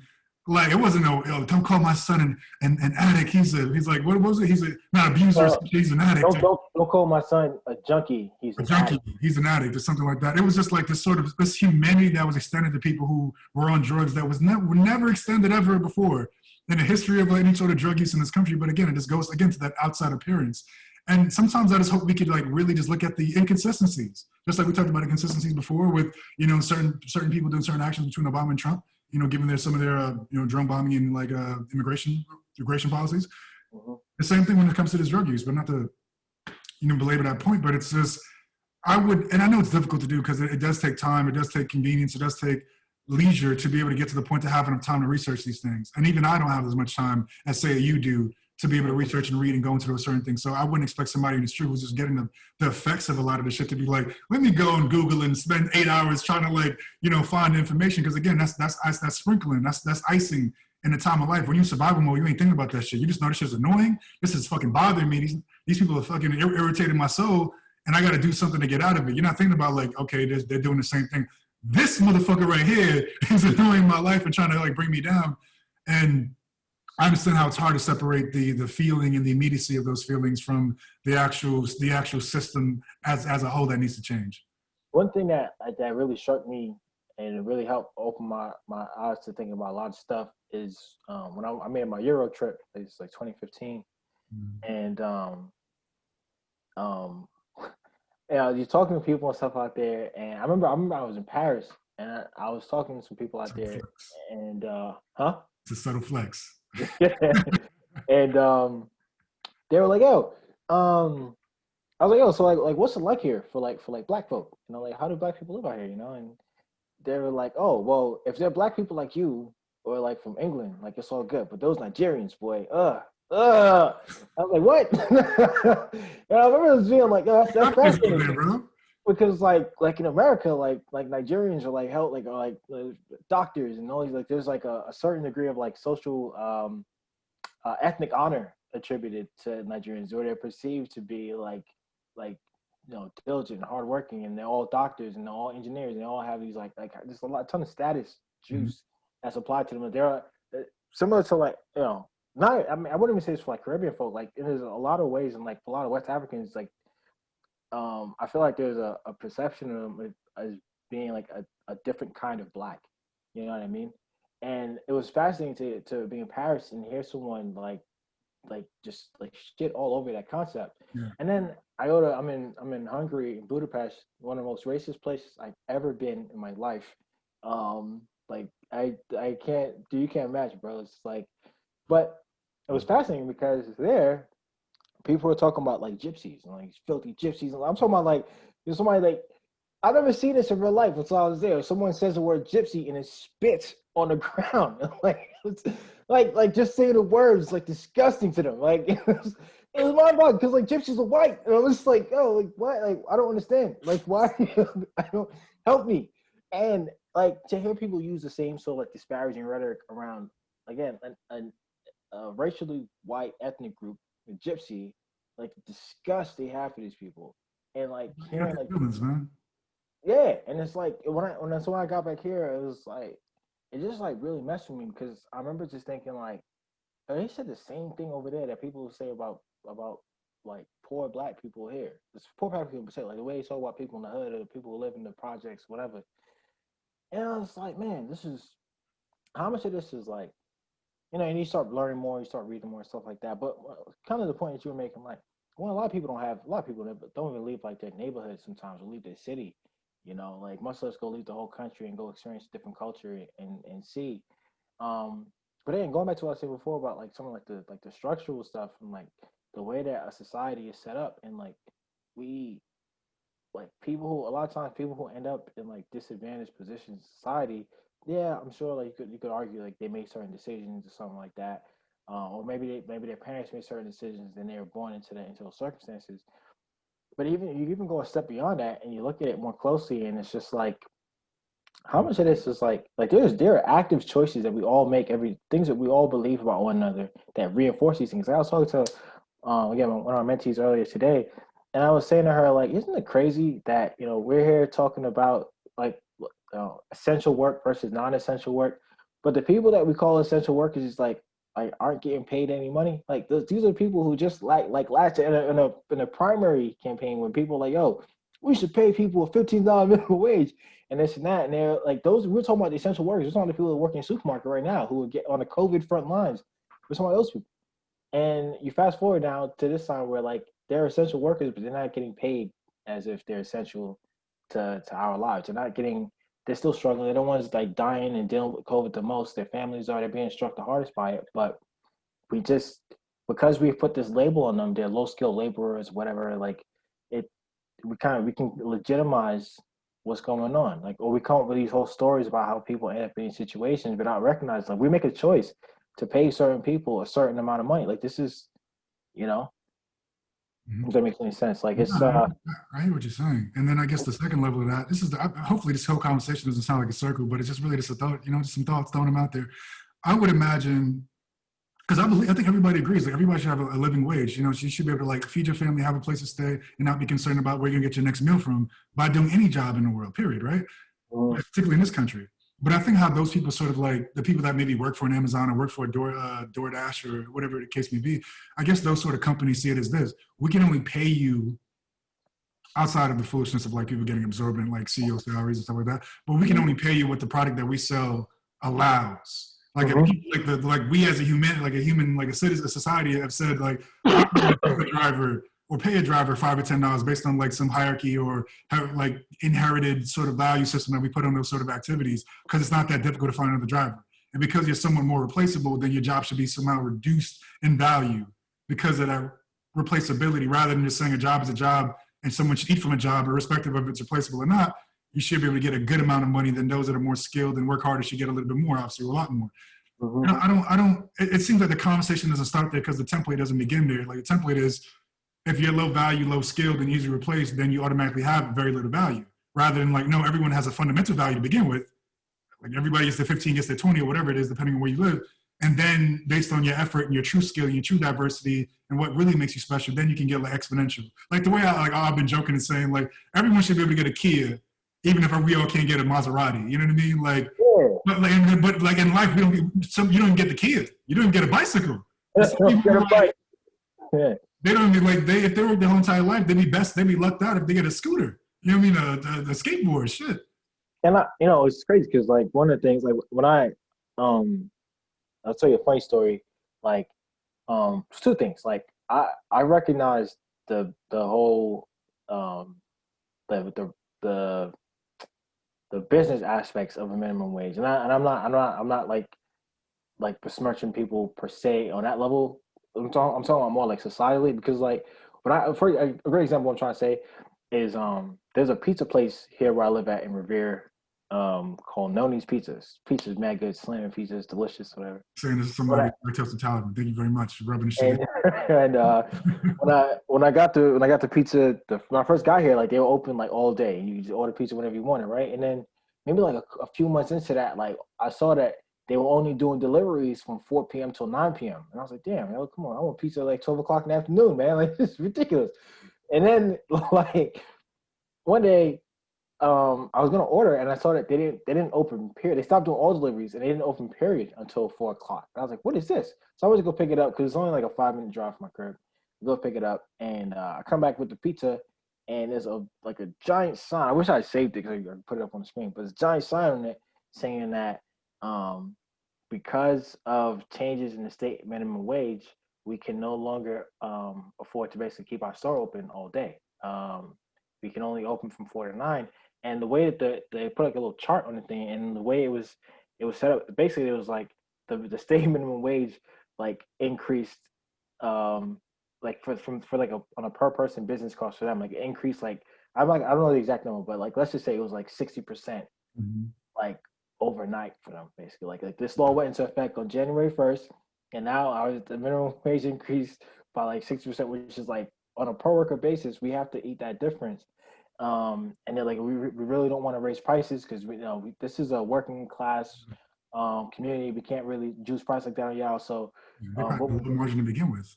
Yeah, so I'm saying it's a pizza. Like, how often people eating pizza? And so I remember reading that and being like, damn, like this is legit. Like this makes this makes it totally understandable. And you have a situation where like this is a small business. This isn't McDonald's. It's not a national chain. There's only one of these pizza places. And this guy, whoever owns it, the owner, and I don't know if he's filthy rich. I doubt he's getting Jeff Bezos money. He has to make a decision to where if like because I'm raising the minimum wage this much, like, and I have to help the people that work for me. Like, I have to make this decision to essentially cut down on business. And that was before COVID. You know what I mean? That was before, and I imagine there are small business owners all over the country, all over the state, making similar, decisions. And so I say that to say, like, I totally recognize the way that these sort of wage things impact businesses, small businesses in particular, and workers. But going up again another level to like this, like structurally, I often think of society as just a giant game. It's like a giant game of Monopoly. Like, and like we're using rules, laws, regulations to inform everyone's behaviors in relation with one another. And again, like with everything I just said, like it still blows my mind. In the richest planet, the richest country in the history of the planet, the richest society in the history of the planet, in the history of humanity, whatever, that like I mean, I would rather we just kept it a buck and just said, like, listen, man, like, some of us want to get really rich, and we're sorry if like the rest of y'all have to eat these, take this L, and take these low wages. But instead we like make up these labels about people to like to like legitimize their position. Like some lab, you know, there's some things that people are going to do that are objectively more valuable than things that other people are going to do. There's no doubt about the guy who figures out how to do cold fusion nuclear reactors. That man is going to be a trillionaire. Whoever invests in that, you know, because that is how much like even if he becomes a trillionaire, the amount of value provided to the rest of humanity, that'll be pennies extracted from himself. Um, I I think recognize that. I guess Huh? that's what it really all boils down to. It's like about value and what we place on value as a society. Yeah, Because it's just what it comes down to. exactly, and I'm like, I wish we had that conversation because I think it would lead us to better solutions. But what we end up having are these surface level conversations that are really just like they're reactionary and they're feelings based. And I'm not saying you shouldn't be feelings based because a lot of change happens with feelings too. And I know for a lot of people, all they have is their feelings, their gut, their intuition. But intuition doesn't run a society. Intuition doesn't run a country. There's Yeah. like a system that informs all of that. Because perfect example looks like the pizza store. Seeing as that's the flyest pizza store, you know what I'm saying? Ever now. You know what I'm saying? I won't mind you. I want my sponsorship money. But like that, like them, for example, they go with the raising the rates. And now the people that work there, what would they rather have? A longer work schedule or a higher wage for the time that they're there? I would say a higher wage, hopefully, provided that they're not on some sort of like number of hours equals health care, because that goes through like how much hours you work typically in a company, Uh, right? Then that's tied to that. Okay, great. We don't want to hire. We want to keep everybody the same hours, so they may not lose health care or whatever, and they can still have the wage, but we have to raise the prices. Now the people that the community that they service can't have pizza without it being 60% more. And now mhm. those people in their jobs, they need to make more money or not buy pizzas from you, not buy pizza anymore because they can afford it. They got to buy something else. It's just Yeah. like all these things that I'm just aware that all these things have a chain reaction. And usually, I know it sucks to say, but usually what I believe is humanity, what we're doing is often the best that we can. Yeah. And anything that we do comes at a trade-off. Of course we Everything can do is better, but something's going to be worse by us trying to be better. there's no solutions, man. Only trade-offs. You Yeah, know. that's what I look at it, man. And it's hard to say that to people though, because they don't want to hear it that way. They truly want to genuinely believe the world can be better, and I believe it can. But it's like, the better for who? My better world could come at the detriment to a bunch of other people. My world's looking great right now. You know, whatever. Imagine if you were a Trump supporter, you loved everything that's happening with all these federal judges. You come like, yo, they're like, yo, that's something. This is success, baby. This shit is blessed, me. I don't want to say shit. I mean, like that's what people need to realize. Like, your nightmare is somebody else's dream. And that's the whole game. And hopefully we get to the point where we all just have maybe a little bit of a good dream rather than your full idolization of like your utopia, because that's going to come with at somebody's detriment at a certain point in time. And I think that's part of the problem, like what I was saying earlier with this like zero sum game. Like again, I see society, civilization, whatever you want to call it, as a game. Like we were born, like our parents teach us strategies, they socialize. These are the rules of the game. This is how you play. This is how you, some of us have parents that are a little more embedded in the game, that have better strategies than others. Um, Culture is passed down different ways to play the game, you know, all this stuff. But at the end of the day, like the fact that we have this sort of like zero sum situation going where there have to be winners and there has to be losers, um, it creates problems, man. It incentivizes people to, some people, man, are just gonna be like sort of like cutthroat about how they play the game. Like I gotta win and get mine by any means necessary, and I don't care whose side I gotta step on to get to where I gotta get to. This is what it's gonna be, and it's unfortunate because it feels like that sort of mentality is spreading more and more through the game. Like this, like what the whole notion of like altruism, like just taking the L for someone else's sake. You know, like that's not something Yeah. that's parroted often, right? Like, and you know, it's I was reading something earlier today, and people were talking about like philanthropy and like giving to charity and all that good stuff like that. And it was like, oh, isn't it crazy? Like in a lot of respects, though, like even something like that, like only like the filthy rich get to be like super fun. Like they're still picking, like they're still determining, like just all this power Mhm. and like in a handful of people's hands based on like who they decide deserves to get this kind of money. And I don't know, man. Like the flip side, like I don't know if this should be the government in charge of that too. You know, like the government should be like, I'm getting all the tax money, and I'm saying where the money is going. Like, and that's swinging wildly depending on who wins and who doesn't win. Like, I really um, wish we could do some sort of like, instead of like voting for all these fucking people, and seeing as all this shit really comes back to money, resources, at the end of the day, it'd be nice if people just like were able to allocate what they wanted to fucking put their resources towards. You know, yeah, I mean, there could be minimums for things that are, of course, vital fires, fire, I guess law enforcement to a degree and all that other shit, environmental stuff.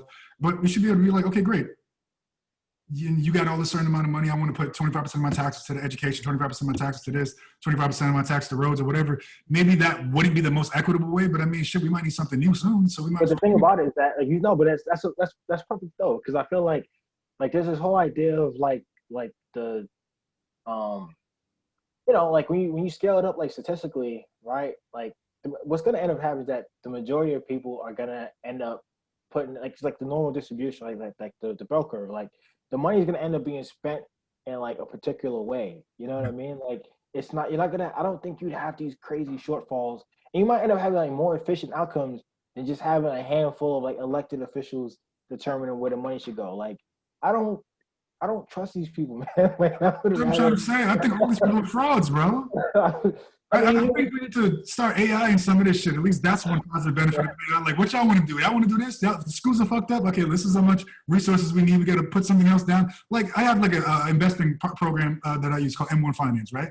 And you create these sort of pies, and they have like a distributional allocation to certain stocks. And you can adjust your pies as you move along, when things are working, what stocks are up, what stocks are down, what's the company outlook, et cetera, et cetera. And it's like, why can't we do that for certain subsets of the population? It's just like we have this, like you said, this fixed winner take all sort of approach. So, who knows? Whoever wins, who gives a fuck? When this person wins, this is their agenda. They want to invest whatever certain amount of money to fucking infrastructure or whatever amount of money to war, or whatever amount of, it's so almost all the time, so repetitive, so like marginal change. How do you expect to have any sort of new solutions come out from the same sort of like template? That's what I'm always looking at. Are we incapable of having experimentation, whether it's from taxes or just policing or whatever else? It's like no one wants to try something different. no, they don't. I mean, people are afraid Not to a change. fair. Yeah, people are afraid to change. I mean, the thing that's crazy to me too is that like again, we all have to live here together. So it's always funny. Like first of all, they raise the stakes of these presidential elections, in particular, like through the roof. Like this one, this is Yeah. the most important election of our lifetime. Okay, I, maybe. Just like the Like, last one, right? And the one before that, and the one before that, and the one before that. it's the most consequential election in American history. And I'm like, I don't know, man. Abraham Lincoln, like That's got a consequence. the chat, like, but like the point I'm trying to make is that like, Yeah. why do the stakes have to be so high? And I think a part of it is one, there's a certain aspect of it uh, to like promote civic engagement, because most people, I don't know, maybe not most people, but a lot of people don't actually participate. They don't really see like it impacting their life all that much, because of like the things that you just said. Like it really isn't as much change happening within an election cycle. Maybe like within like 10 election cycles, like, oh wow, the country looks a lot different than it did 40 years ago.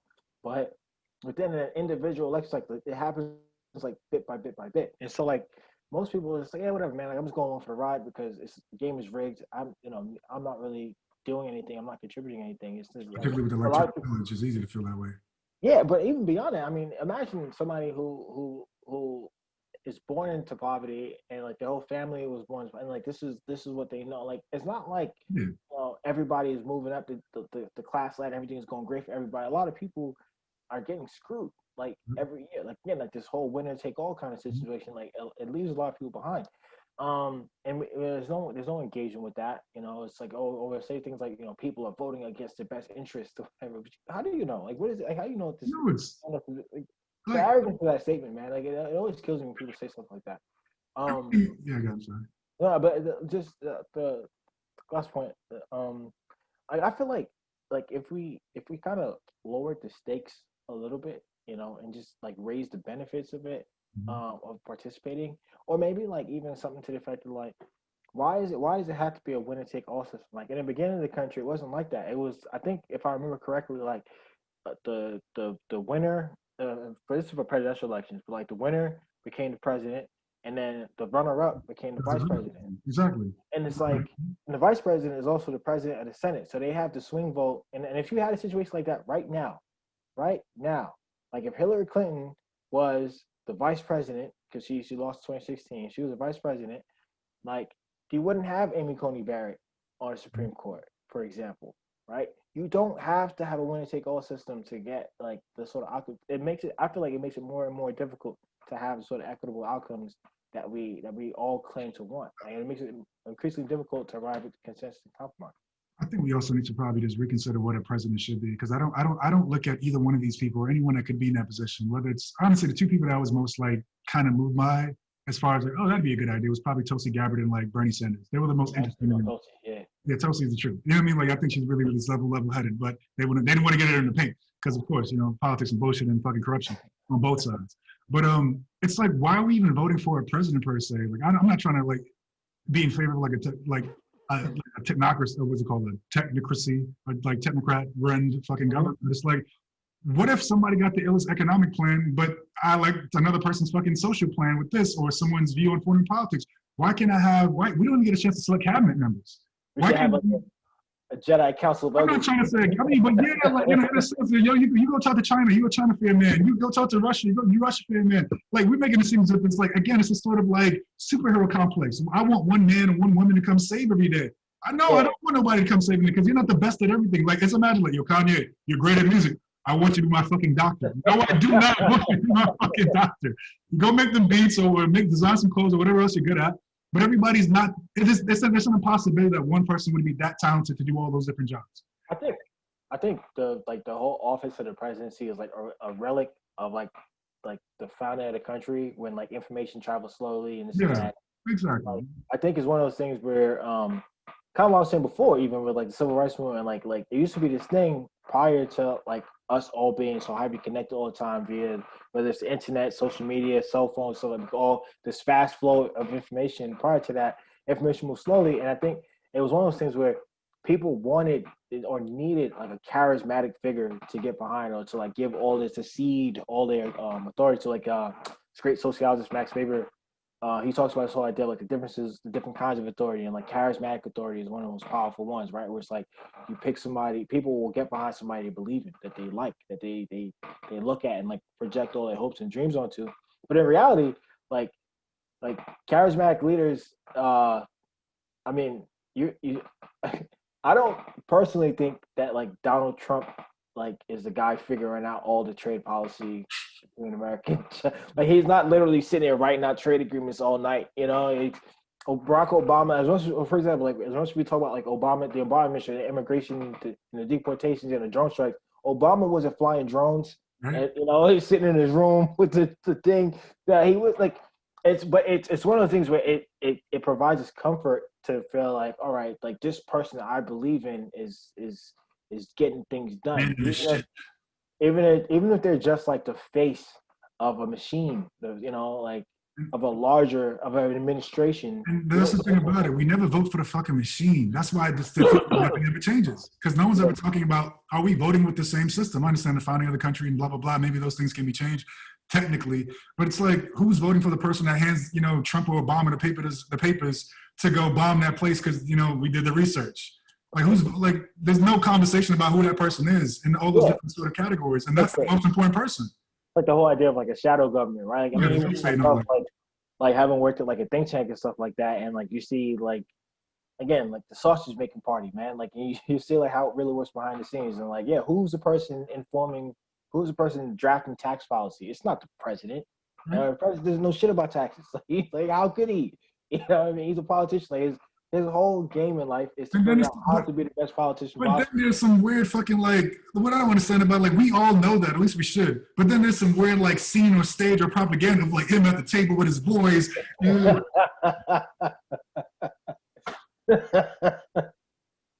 then you see my man over there, big arms out, or a woman suit.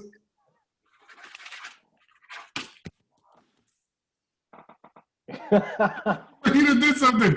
It's just somebody whispering in somebody's ear, somebody at a think tank like Urban Institute or wherever, just saying, yo, this is good. We should try that. Put the sauce on it. really, really moved away. They're getting a salary from some shit. The salary gets bumped up. Somebody makes some other money, goes to a lobbyist. Lobbyist talks in somebody's ear. Let's do that. So the Koch brothers can build some roads and make some more money for like that's all this shit is. It's just like it's this big fucking game. I think what politicians You don't vote on the game. What if I don't want to play Monopoly anymore? That's my question. Can we vote on what game we playing? I think what politicians are best at is selling the public policy. They don't actually make the policy. Like I think it's hard for people to understand. Like again, and this is true. This isn't just true for like the president. This is true for like Congress members too, right? Like Nancy Pelosi herself isn't writing whatever. She's not writing that entire stimulus package. Like there's a whole team of people, hundreds of people spread all over the place, right? Some expert at some random university is doing their part with their team. Somebody at think tank is doing their part, doing analysis with their team, and it all comes back. Nancy Pelosi like reads like a 2-page report, summarizes everything. Bullet points and fucking emojis. Yeah, but this is again, it's like front stage and backstage. Like we don't know what's going on backstage. Like we just want to see the front stage negotiation, and that's what we all get like enamored with and raptured up with. But like that's, I won't say it's meaningless, but it's like I think it's in some ways it's also like protective for like the larger like for like belief in the government and like the larger government institutions, because it's like if something goes wrong or like we get outcomes we don't like, we can say, look, the Trump administration did this, you know, like, or we can say like with 2008, I'll give you a perfect example, the housing crisis, 2008. And I remember all the propaganda at the time, you know, this is Bush's economy, this is Bush's tax cuts. And it's, when you actually look back at it, like the housing bubble started like from policy made by Bill Clinton, you know, with the dissolution of the Glass-Steagall Act and the changes in banking and like a variety of things. Even Barney Frank like pushing subprime mortgages, like because everyone should have a house, even people who couldn't afford it, like all this crazy stuff. And so, but it's dangerous for people to like stop believing in the government, because like what happens? Like look at right now, like what's going on with COVID, right? Like we're all like, yo, like, nah, this isn't, I don't know, man. Like, I don't think we're going to get this done. Like, you know, everyone's like, when are we going back to normal? Like, you know, people. They're like, we don't know.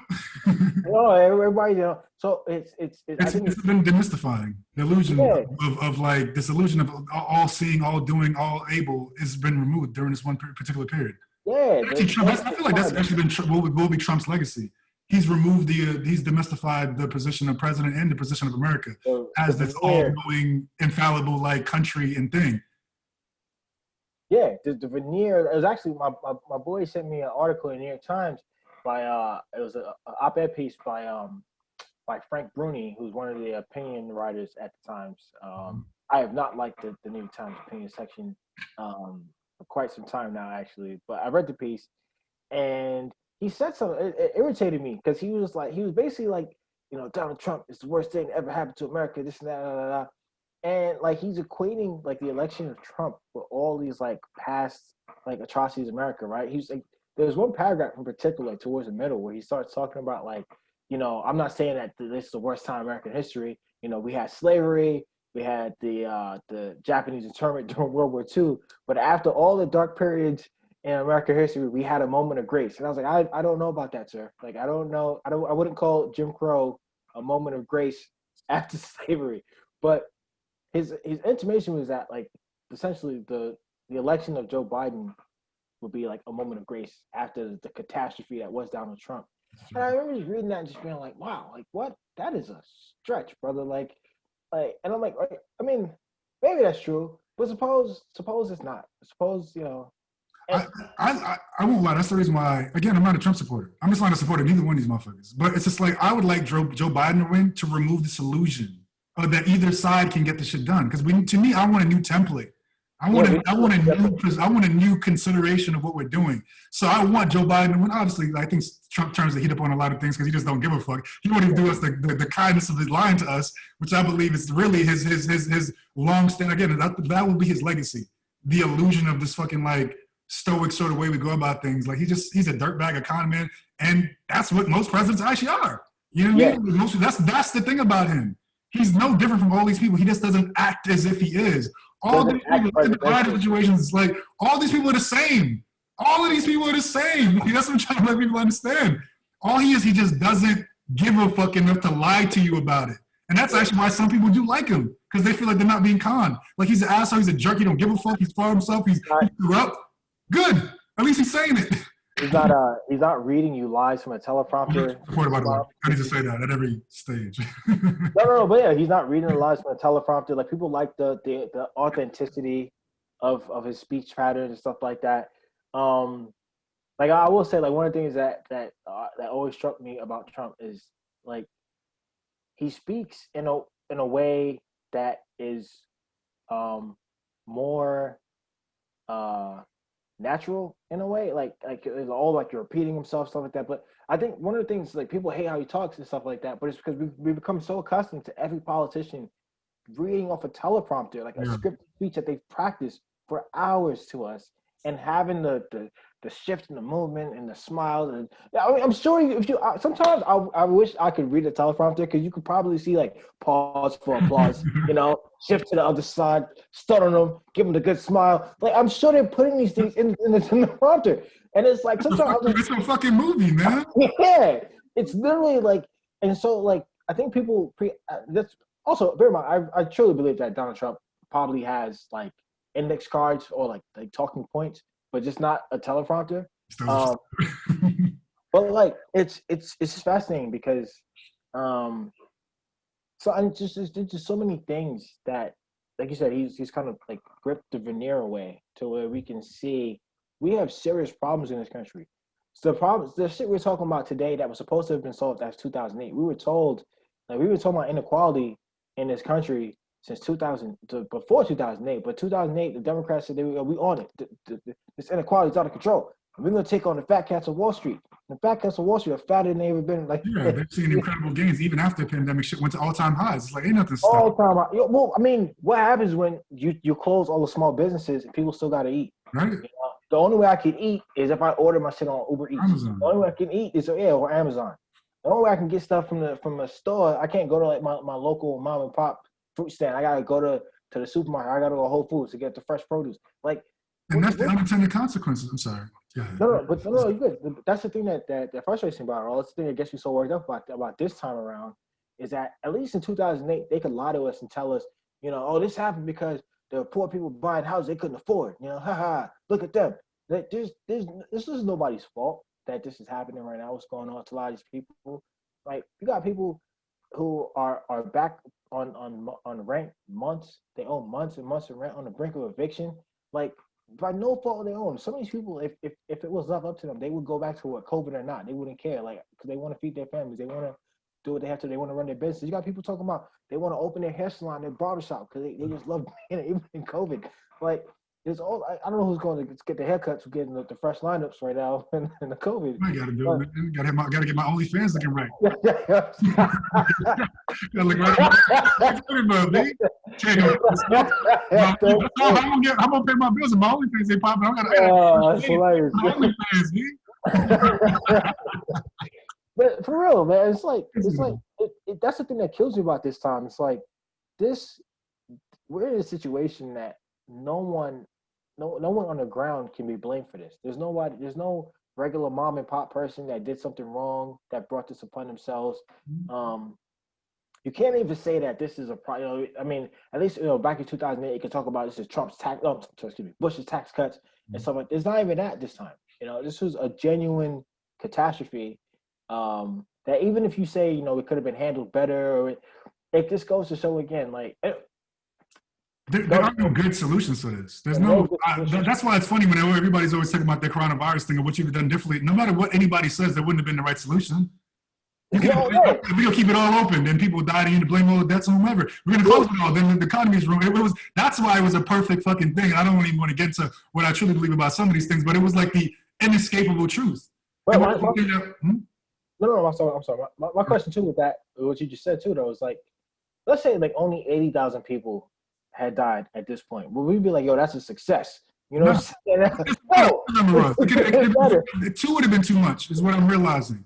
Yeah. Like, this is what I'm trying to say. It was an unwinnable position for anybody, other than it's an unwinnable position for anybody. And to me, it was literally the trump card. Yeah. It really was. It was, this is going to expose everything.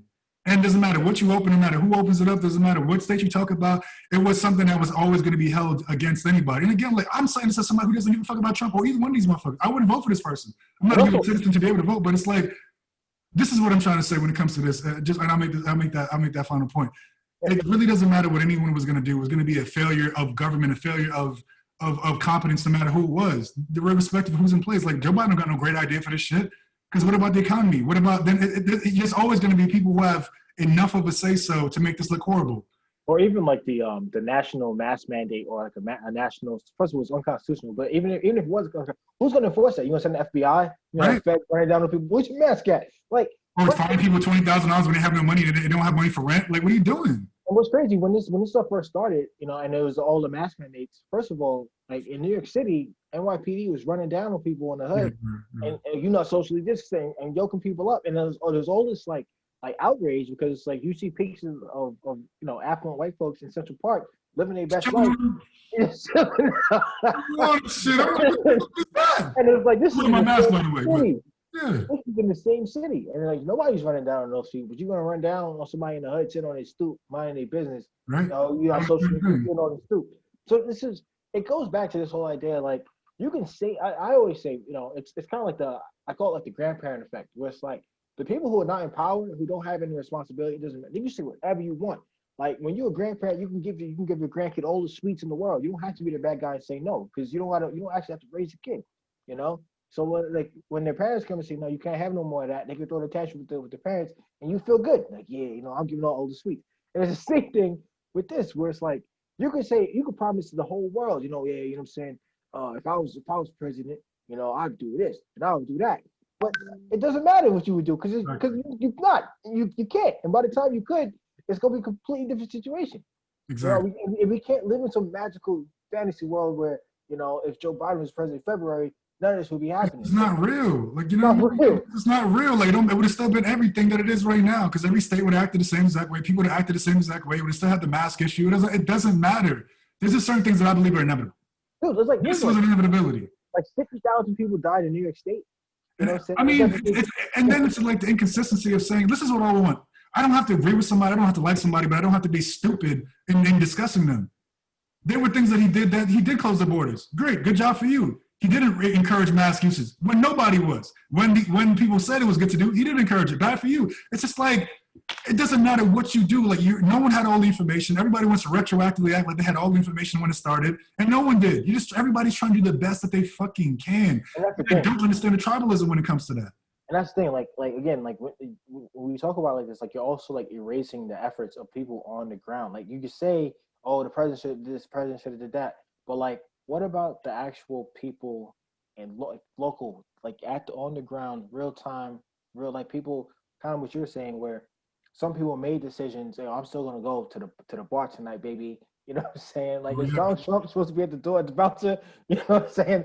Or it takes a step further where you had like there were situations where stores were trying to like institute mask mandates and people were shooting staff. Yeah, A guy got killed because he told a woman like you got to put a mask on. Her husband pulled up and shot a man in the back of his head. yeah. Father of five. Yeah, I think some of that may have been like outgrowth of Trump not embracing it earlier. Because I think if we just got on the same page and been like, everybody's better fucking mask be, just call it a day, not making any sort of political shit to it, it wouldn't have been as much. That's what I believe. I do believe that. I do believe some of that is like an outgrowth of him. Like not just being like, yo, we Americans, we gotta do this shit together. This is whack, it's lame. Nobody wants to wear their muzzle. Just wear the shit. Keep people safe. We don't know anything yet. So just wear the fucking muzzle until we know some shit. If he had done that, it would have been better. And I wish he had done that shit. Not that I want to wear a mask, to be honest with you, but it would have eliminated some of that. At least the majority of it. Agreed. No, 100% agree with that too. And I think another thing to make a point too is like I haven't liked the way that the media has kind of like. There's been like this feverish like countdown of the deaths and everything like that. That's annoying, bro. Like, also like the global ranking, right? Where it's like, oh, we have the most deaths and then place else on the rest of the planet, this and that. It's like it's just like unfortunate, man. Cause it's just like I don't know. It's just in the beginning, it just felt like this never was foreseen degree of, at least in my lifetime, degree of hysteria from the media on it. Like rather even like the mask wearing debate, like I feel like they also contributed to some of it Yeah. because like you're like portraying like people in Alabama who aren't wearing masks on the beach. I remember seeing like a CNN segment like, look at these dummies on Alabama not wearing no masks. Look at these yokels. But I went to the beach up here. It's a nice beach, Crane Beach in Ipswich. So nobody on the beach was wearing Yeah. masks. I go And to I the was like, park over here. Nobody wearing a mask when they running because nobody wearing a mask. they. I feel like a dickhead being the only person me and my girl wearing a mask on the beach, and like people looking at us like, "Yo, why are you wearing a mask?" He's like, Exactly what you're saying, exactly what I believe all of life is. It's messy, it's not consistent. And when we try to rationalize and moralize and try to like vilify and like virtue signal all this shit, it just gets muddled. I believe when it comes to this shit, be safe, but live your life. If you want to be free and infect everybody in the world, go ahead, do that. I mean, like if that person's outside, it's going outside is a risk, just like every other fucking day. I gotta be real. I don't like the fucking numbers on the television every goddamn day. Because again, it's something the whole again, the current administration too, but I want to see that. I want to know, and I've been asking myself this question: when will they not show it? When "They is it gonna going to stop, right?" be over? When is the war on terror, aka the war on COVID, going to end? When is it going to end? When Joe Biden gets inaugurated? When the election is over? Are we going to? I want to know that next year. Are we going to count the flus? Are we going to count car deaths the same exact way? Like, I want to know what it is. that's It's just fear, bro. like back when the war on terror first started, they used to show the bodies coming home, Yeah. and then they switched to showing the pictures. You see the faces, you see just looking at. And it's just like When because is it it going to made it like stop, bro? bad. Like but I don't know. I just there's so many things I don't understand anymore about what's going on. Like, right now, like they're saying that that like this is supposed to be like the worst winter in like American history, and like tons of people are gonna die and stuff. But at the same time, they're Yeah. saying that the fatality rate is falling. I don't know. So why would that happen? Exactly, Why right? would it still be that way? And I guess what they're saying is that, oh, if the hospitalizations go up because there's more infections, then the hospitals may overflow and then people won't get the care, then deaths may go up. That's their thinking. We don't have enough space to treat everybody But like that. again, like when I hear stuff like this, it's like there are people like there are people going to fucking motorcycle rallies and Right? shit in South Dakota. There was a cluster here in New England from like some massive wedding that happened in Rhode Island. There was just last week or 2 weeks ago, some like Hasidic rabbi was trying to have a wedding with like 10,000 Them shit's guests. down. So, All them Jewish events are down. but the point I'm trying to make is that like people are still going about their day doing the gathering and social gathering and stuff. Like, how are you supposed? You see what I'm saying? Like, You hey, can't stop that. how are you supposed to stop that? Like, who is going to stop that? Like, But that's the thing about it. That's what I think it's stupid because no one can stop it. So why try to stop it? yeah. I mean, I guess I don't know. I don't know if I would say like, why try to stop it, but like, I'm not trying to be insensitive, but who stops anybody from fucking skydiving? Who stops anybody from driving? Who stops anybody from fucking smoking whatever they want to smoke? Who stops anybody from fucking drinking? There's been death, like death wasn't invented in 2020, right? I'm not saying don't have excess deaths or put yourself on the line unnecessarily or put other people on the line, which I believe is the biggest part of all of this, is that my actions can affect other people. I wear my fucking mask. I would tell anybody else to wear your mask, particularly if you're going to be indoors. But if I see somebody who's not wearing theirs, I'm not going to look at this person like they're the enemy of existence. Because ultimately, I went outside. I know I'm already taking a risk. It's like skydiving and being like, hey, yo, bro, ain't you going to wear your contacts or something? We already doing something that's dangerous. We're living. We're breathing. There's a chance at every fucking moment. Everything.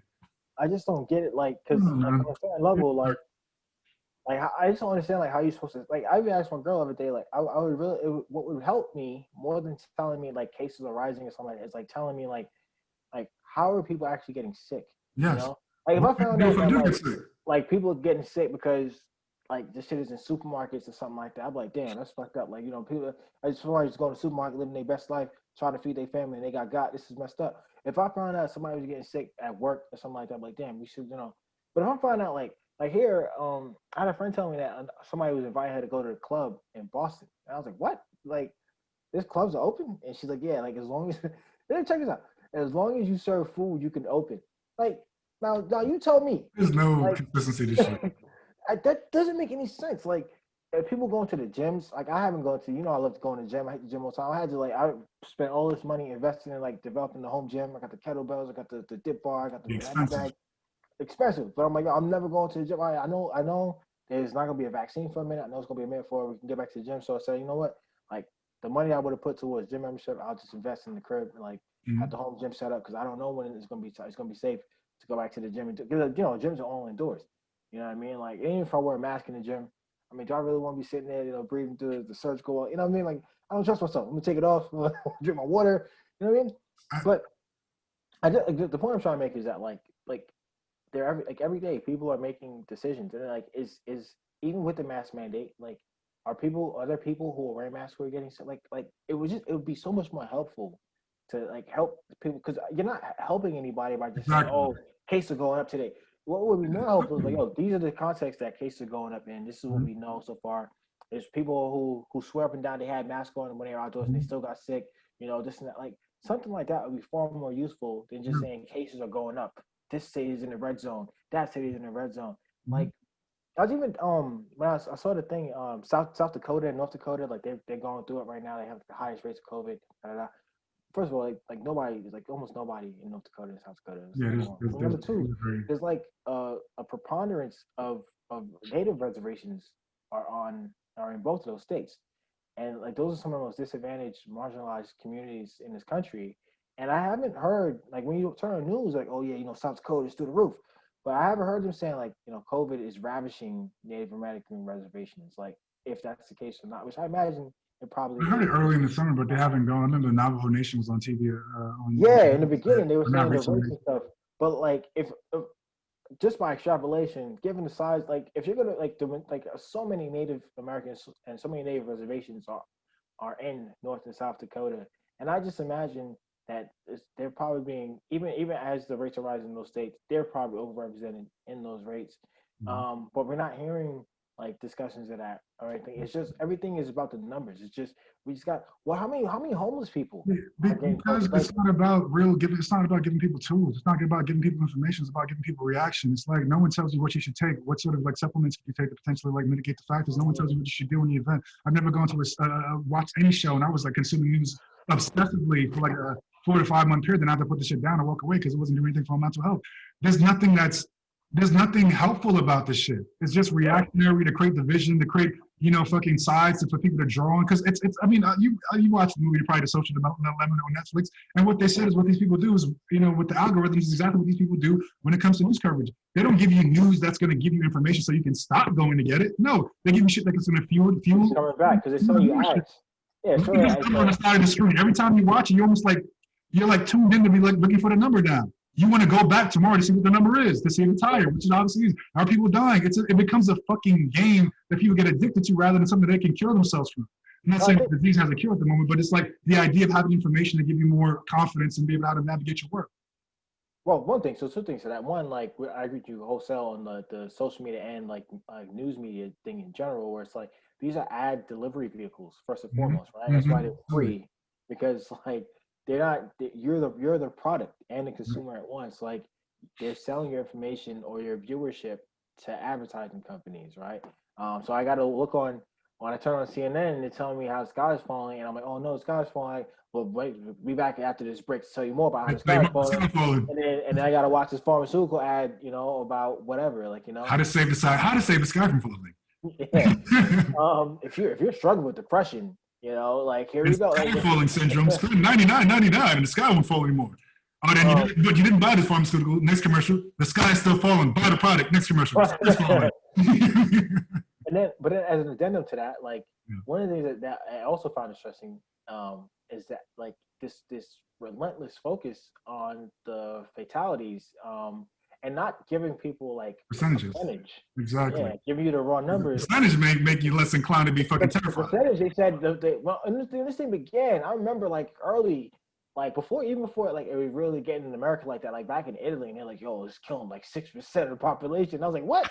Like, what? Ain't no disease that could do that. It's crazy. Like, That is the they just don't." ultimate death right there. That's the finisher No, right like no, like people, 6% of the population is like there. that's crazy. So And I remember talking to my uncle about it, and he was like, "This thing is just tearing through Europe, man." I was like, "I don't know, man. Like they got to test more people. I'm sure there's more people than the actual real rate." And then you kind of find out, now it's like they're saying it's zero point 0.1, which is 10 times greater than the flu, which is 0.01.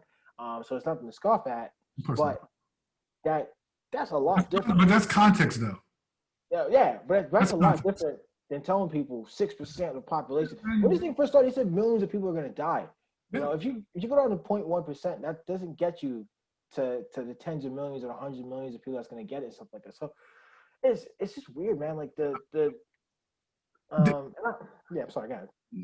I hear exactly what you're saying. I think what it really boils down to is that we're not treated one as adults with brains and like brains with fucking minds and rationale. We're just given these spoon-fed like reactionary things to jump on and get movement from and to control our behavior in that regard. And secondarily, like there's never any sort of meaningful update. You know what I mean? Like there's never. It's like if there's a crisis, all we're in is crisis mode. But there's not. Here's the information.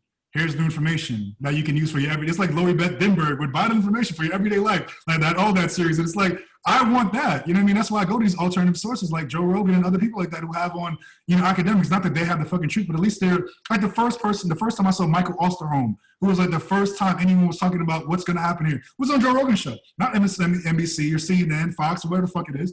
No, it was on a fucking Joe Rogan podcast. The first time I got any sort of information that was useful. And that's crazy to fucking me. And it's not that he has a platform to have 3 hours of talking, it's that he just gave that guy a platform. Then he started going to more mainstream outlets. But I mean, not until weeks thereafter. Yeah. These people have more resources than that man. Why is that the case? It's hard to take it it's hard not to think that there's something afoot. And that's what. You got to watch out with some of the foot stuff. I was over here. I'm not saying nothing crazy. It's not a conspiracy. I'm just saying afoot in the sense that this is very economic driven. I'm with you. Economic driven. I'm not on my QAnon shit. I'm not there. Spotify employees might start talking about Cleon Gray. It's on Spotify. YouTube's gonna put this shit down. I'm fucking with you, but like. I get you. I'm in a very similar position to you because I feel very similarly in the sense of like there it just feels like a lot. There's just a lot. There was never any attempt to like calm people down. You know what I mean? And any attempt to do that was really like, actually, like the death rate isn't as high as they're saying. Like even when people said that in the beginning, they're like, like if the death rate is gonna stabilize and go down, like it's not 5%. And like people would say that would be like, you're denying COVID. This is COVID denialism and all these crazy sort of things. Where it's like when people were trying to say it's not as deadly as you're making it out to be, like there's no way it could be this deadly. Like we gotta wait.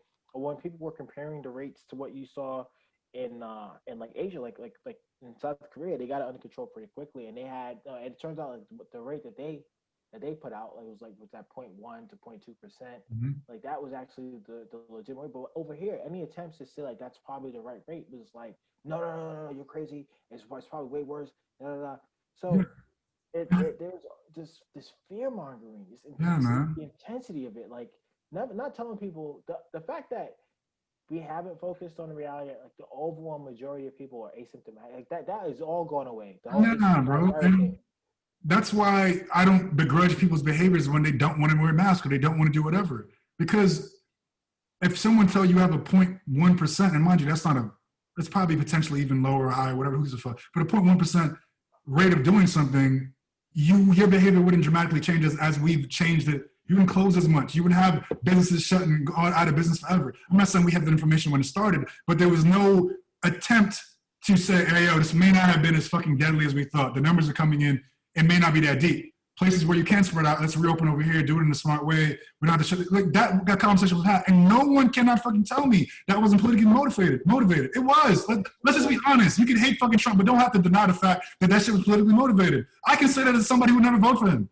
I'm just being real. It was politically motivated. It was. Just say it. Just admit it. Say it to yourself. It was politically motivated because it was the Trump card. And my thing about it, I'm not even mad at y'all. Do what you got to do to win, baby. But don't insult my intelligence by not acting like that's not the case. It's fine. You can have it both ways. Both things can be true. We hate Trump. We get him out the paint. And this shit ain't as deadly as what it is. And we're trying to close things down until past the election so we can get some clarity. Question, like you said in the beginning, it's like how long is this going to persist? I mean, where I work at Northeastern, they sent an email out last week, like, yo, like there ain't gonna be no remote work in the spring. Like we expect you all to report to campus next spring. There's all this fervor, and I can say this openly.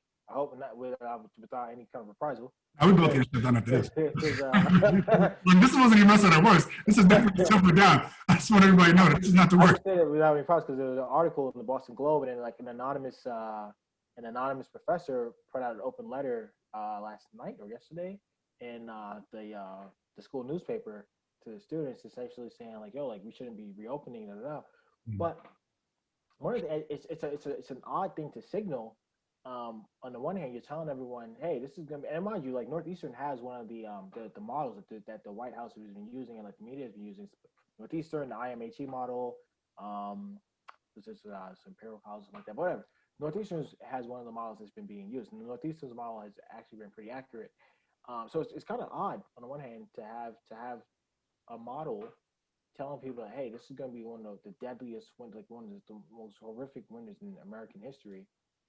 At the same time, telling people, but we expect you to return to work in person in the spring, which the spring semester starts in January. So it's like in the midst of this COVID winter, you will be back fully on campus, baby. And there was no like anything in there saying anything to the effect of like, you know, hey, here are the sort of like the place marks or like the positions where, you know, we think like the red flag moments, the red line moments, like, hey, if things are like this, we'll shut it down. And it was like, no more remote work. Get your ass back to work. And there's always actually a lot of furor from female faculty because they were like, hey, like we can't get like childcare. You know, this is a really difficult situation. Like it's hard to get babysitters because they have to stay home. Like the Boston public schools is so much staying remote. So how are we supposed to get our kids? Like if our kids are at home, where are we supposed to be? I can't just leave my kid at home all day by himself. Are you crazy? So there's a meeting today trying to sort that out, but we'll see what happens. For some of that, I just think it's interesting. Like because when I saw that, I was like, what is this signal? You know, like do they think that it's not going to be that bad? So they think, all right, we can reopen. Like, and no one's just telling us that. Like, what's going on here? Or does after a certain person win the election, does the fear dissipate to a certain degree because we got what we want? Because it's business back as usual. That's the thing that I'm why, because it's like, how much longer can we stay on lockdown? Like this thing is falling apart for so many people, you know, like there's no way to put it together already. And I'm not talking about, you know, and this isn't some Trumpian apology or something like that, you know, Trump's talking about all the people with the mental health and we've seen that, the mental health overdose and stuff like that. I'm talking about financially, bro. Like that's what I mean. There's people who are 6 months behind on rent. Where does the catch up on that?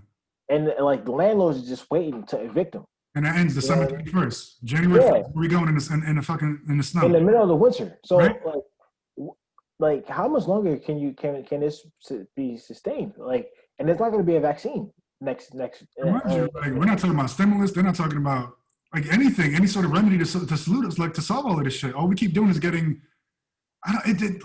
This is the fallacy of fucking this country, bro. Like we don't have it all together, and we need new solutions for these larger problems. And it's crazy because you can't ask these questions out loud, or you don't see people openly discuss this stuff on the news. So I maybe it doesn't answer some people's heads. But again, I ask a question like, if there's not going to be a vaccine until next like April, May at the earliest, about the efficacy of that vaccine, what are we supposed to do? Like, am I like? I mean, you got, and I know it's going to be like that because you got movie companies, movie studios talking about, yo, we were hoping to release our film next April, but now, you know, they're talking about selling the James Bond movie to a streaming company because they're like, yo, we're not gonna get the money. Yeah. It's brutal. Netflix gonna have that shit next by the summer. Yeah, by the summer, man. So the fact that all that's going on, and I'm looking at it and I'm like, are they gonna reopen this economy in January, February, and then what? Like, you know, it's not like it's gonna be warm, so they can say, oh, you know, it's warm. The COVID can't survive. What are restaurants gonna do? Particularly in the Northeast, when it gets cold, I'm just trying to ask 0.1% death rate. We know it now. Maybe it's a little bit higher, maybe it's a little bit lower. Can you completely destroy an economy and start it from scratch based on a 0.1%? If someone said there was a 0.1% chance that I could get hit by a car, would I never? I'm just asking questions, baby. You know what I mean? So y'all can think about that. Any social justice warrior that hates me that's watching this, I'm just asking questions. I didn't say that. Justice too. I'm simply saying, like, the fear that we've been given and spoon-fed. How do you take away that fear from people for things that, if you don't want to leave your house because you have autoimmune disease or you have like an underlying illness, don't leave your crib, period. But for everybody else, if you got to feed your family, what are you going to do? It's a question to ask. Everybody can't work from home. They said for people who were working from home or college educated, whatever the fuck it was, it's one of those things, and I think they probably had a parallel, like 80%, 90% of those people weren't affected. Everyone else, they destroyed. But think about this too. Like, think about like all the undocumented folks out there. You know what I mean? Yeah, what are they doing to work? What are they supposed to do? And then when crime goes up, people are like, oh, crime is going up because of blah, blah, blah. Like, what do you expect? You know, I'm honest, bro. Like, I don't understand because I'm like, Joe Biden says that he's gonna, if he has to, he'll shut down the economy, full shutdown and stuff like that. And I just like, I mean, I don't, for how long? Like, And for what reason is my question. For what reason? On what good idea is this going to, what is it going to solve? Shut it down for what reason? Because we want to stop the one, what are we shutting down for? Even if we get the vaccines this summer, we're going to have 300 million vials of it? No, we're not. No. It doesn't make sense to me. I read, this is going to be funny, you're going to like this. I read the Massachusetts plan for the vaccine administration. Governor Baker put one out, and I was genuinely shocked because in this plan, it says it's going to be the vaccine is going to be given out in 3 waves, spread out over several months. Mm-hmm. First wave, as you can imagine, is going to go to like frontline workers, medical workers who are like routinely exposed to COVID. That makes perfect sense to me. Sounds like a lot of Black people, by the way. But no. I mean, that's doctors and stuff. Not like essential as the doctors and stuff. Mm-hmm. But then the second wave is gonna go first to historically disadvantaged communities and hard to reach populations who have historically been locked out of vaccinations. And then it's gonna go to everyone else. And I really think to myself, like, and I hope I don't sound conspiratorial in this, but like I think there's it's legitimate to ask this question, like since when do poor people get anything first? First, right? You know what I mean? Like, I'm very skeptical. I want to know I'm very skeptical right now. And I was like, wow, that's a little weird, you know. And at the end, you know, and again, this might be for me being from a Caribbean country and just Black in general, and very, very, you know, we know about Tuskegee. You know what these people do. So I mean, even at the border, we're hearing about people taking out, you know, women's reproductive organs. Oh, or being like forcibly. Yeah, exactly. They're going in for certain treatments. It's like there's a skepticism and there's a mistrust when it comes to things like this. You can't expect people going to be just signing up to do this. A severe degree of institutional distrust around these issues, and they said something about they're gonna be like signaling vaccine awareness stuff in like the hood, basically like doing like launching a campaign to encourage vaccine. It ain't gonna work. And I'm like, I don't know, bro. I wish this. It's not gonna work, bro. Ain't going. People are very skeptical right now. That's not gonna work. If that's your opening strategy, try another one. It ain't gonna work. There's been so much shit that's been going around, good and bad. Like I didn't want to get to any conspiratorial shit. It's just like people are. I mean, even this recent. I don't want to talk about it because people are gonna think I'm on some different shit when I mention it. But like all vaccines don't have a high rate of efficacy. The flu vaccine, AstraZeneca and others, they've had 80% miseffects. Like bad effects. I mean, it's not like this shit is just 100% we good and we Gucci. Like it don't work like that. But even the flu vaccine, like there's no vaccine that's 100% effective either. So it's like even the flu vaccine. Can we just be honest? Can we stop talking about this? This is what's going to happen. We're going to have to open back up to get people back to work. Everybody is scared, stay in your crib, get a job, and you work remotely, right? And then never leave your fucking crib, be a hermit. Whatever. Everyone else, this is how life works. There's scary shit outside. The government and pharmaceutical companies can't save you, bro. Just take the risk. Go out and do it. Life is a risk. Every day we're fucking skydiving with no fucking parachute, bro. I don't understand why we've forgotten that. They didn't invent death in 2020. People been dying forever. If you don't want to take unnecessary risk because you don't want to get your grandmother and your kids or whatever to not get hurt, I understand that. But then you can't begrudge people for not giving you the resources that you require. Or you have to sign up to take a vaccine that may be iffy. It's a trade-off either way, but there is no getting back to where we were. It's not happening. And I know for me, like one of the things that when it first started, I remember, I don't know if you remember this, when we first started college, 2006, there was a meningitis thing that was going on. I had to get a meningitis vaccine. I remember like when I showed up to campus, there was a whole thing like you can't move in unless you got the you have to get a shot. You have to get a shot. And you have to have the paperwork. And I'm like, are they going to do that for this too? Like, is this going to like, like how many is this going to be like for kids? If you want to go back to school, you got to get this shot. I feel like there's going to be another problem, man. Like a lot of people next year when that vaccine got, I'm not taking that.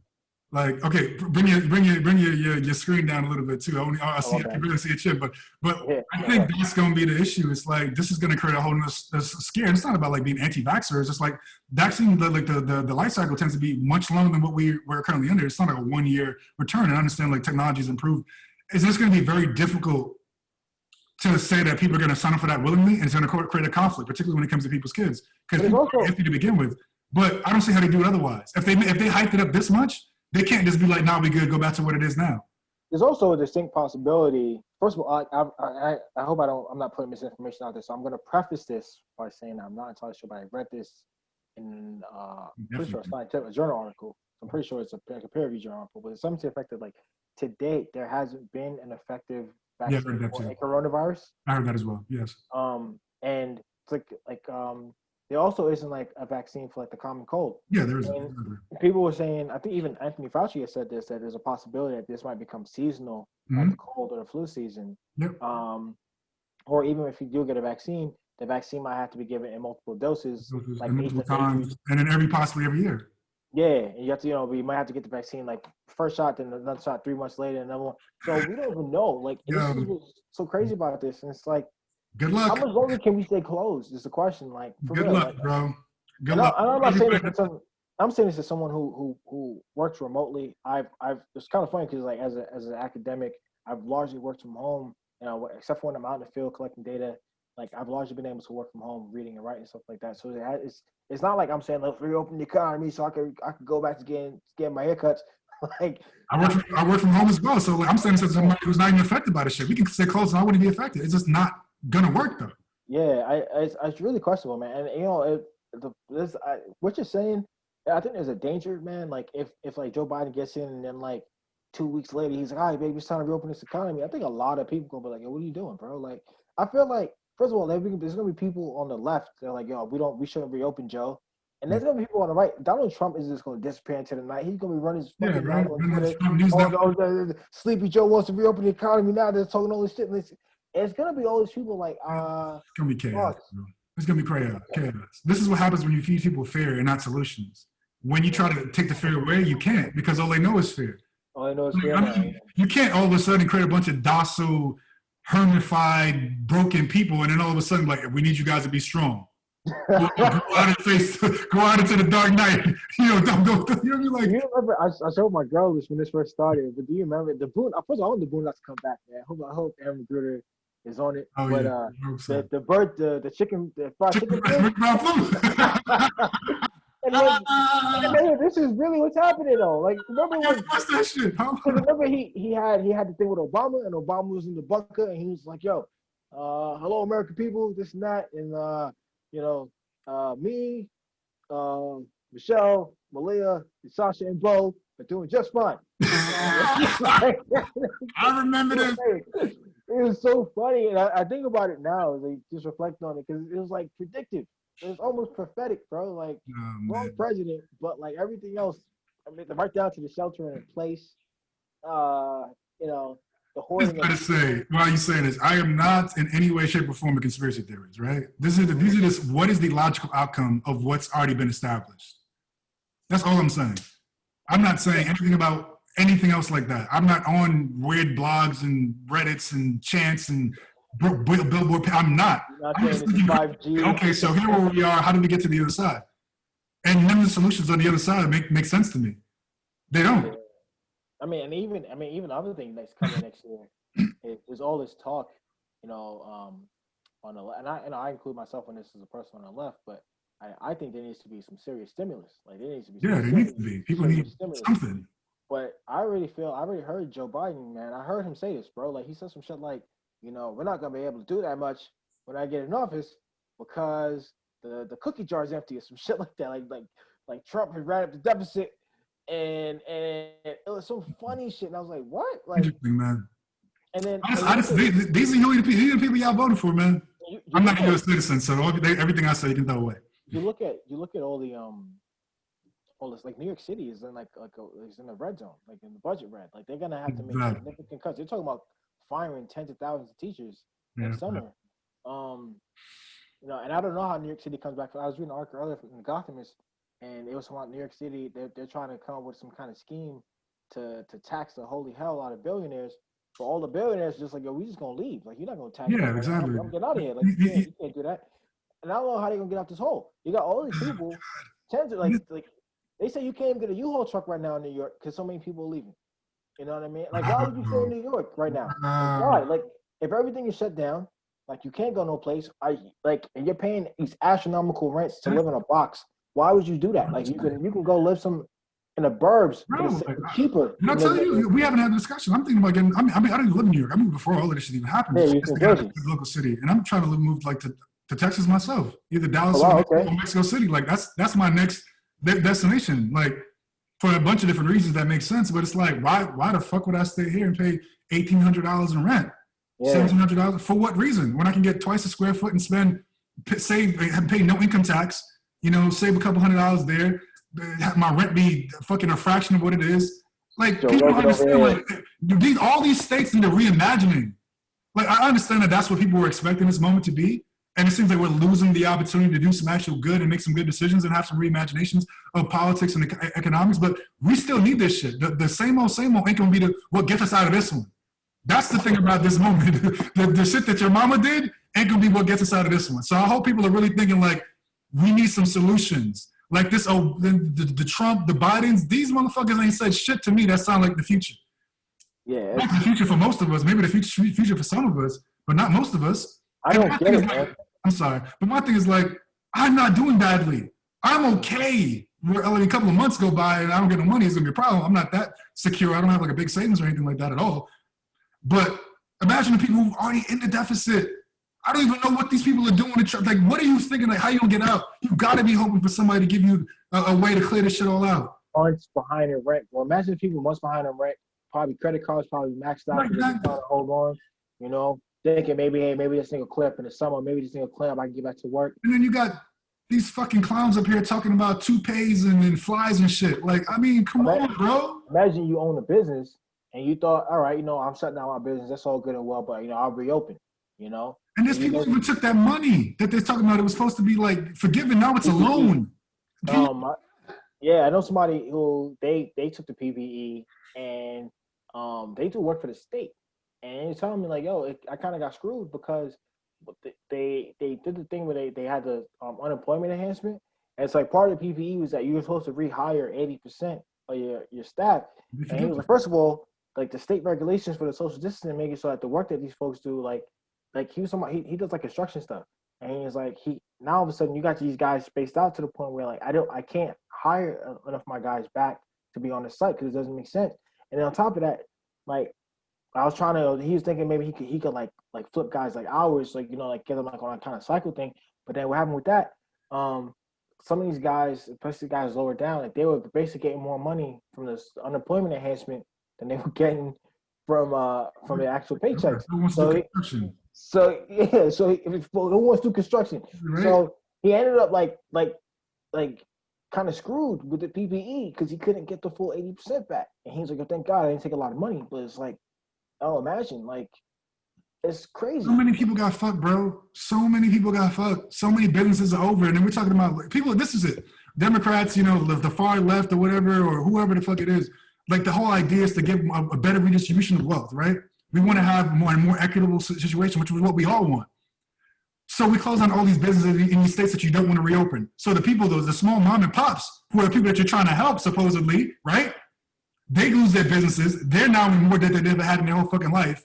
And you're supposed to be the fucking left redistribution of wealth. How do you solve this now, homies? I want to know what the big liberal ideas are, the conservative ideas are. What's the solution? We don't have any. We need a reimagination. These old fucking dinosaur human statues that are walking around, they got to go.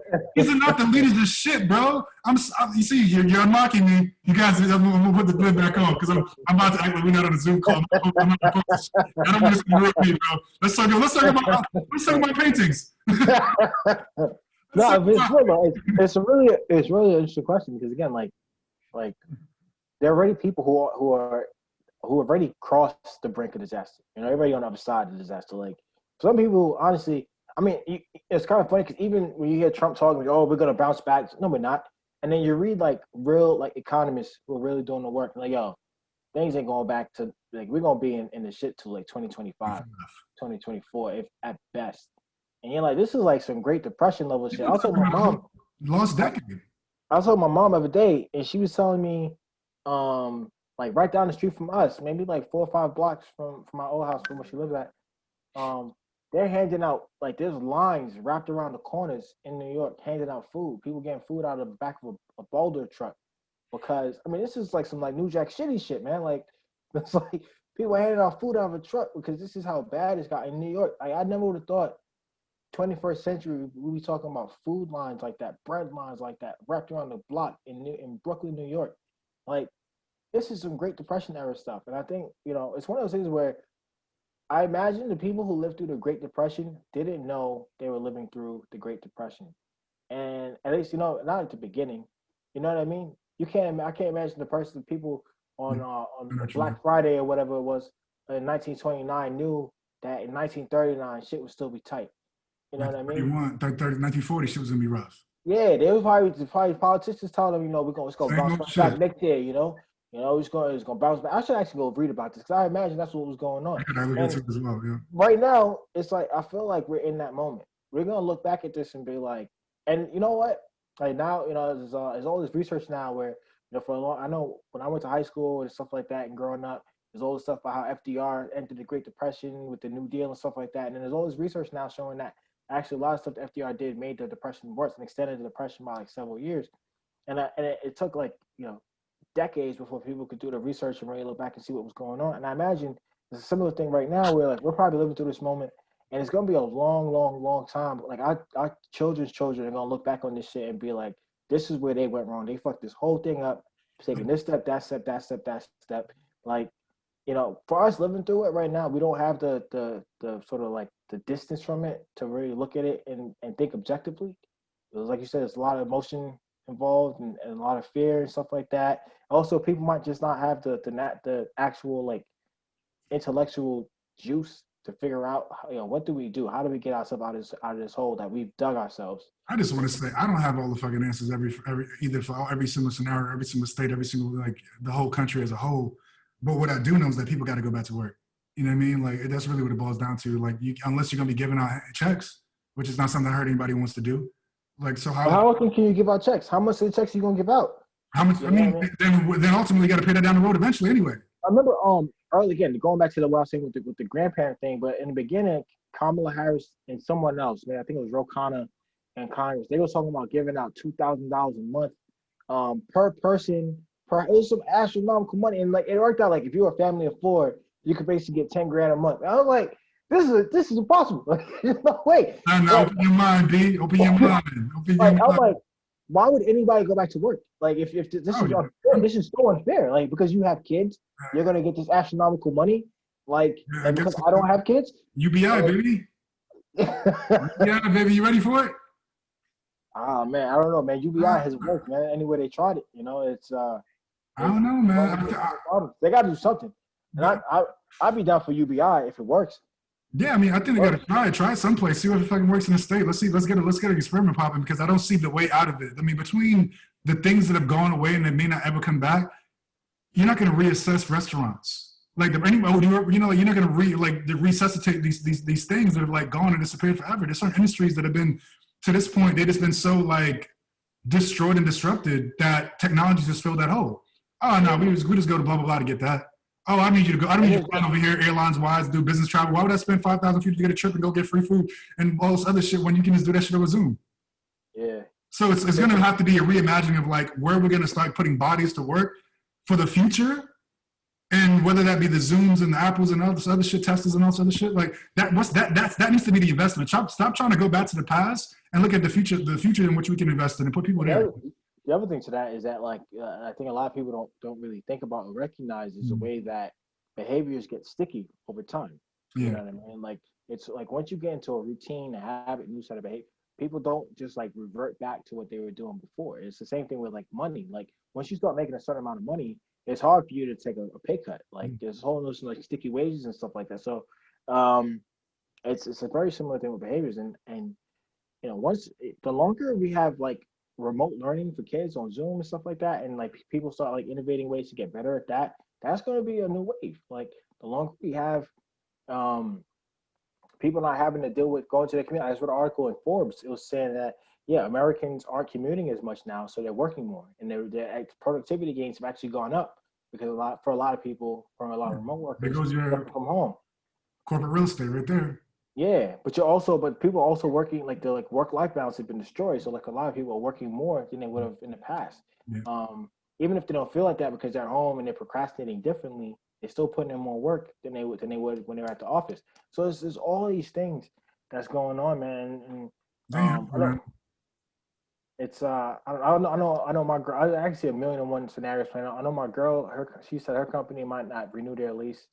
Um, for but they're like their corporate rental thing, whatever. And I imagine that's the case for a lot of businesses, right? Like, a place like New York City where so much money comes from commercial real estate, renting out these giant skyscraper buildings so that people have an office.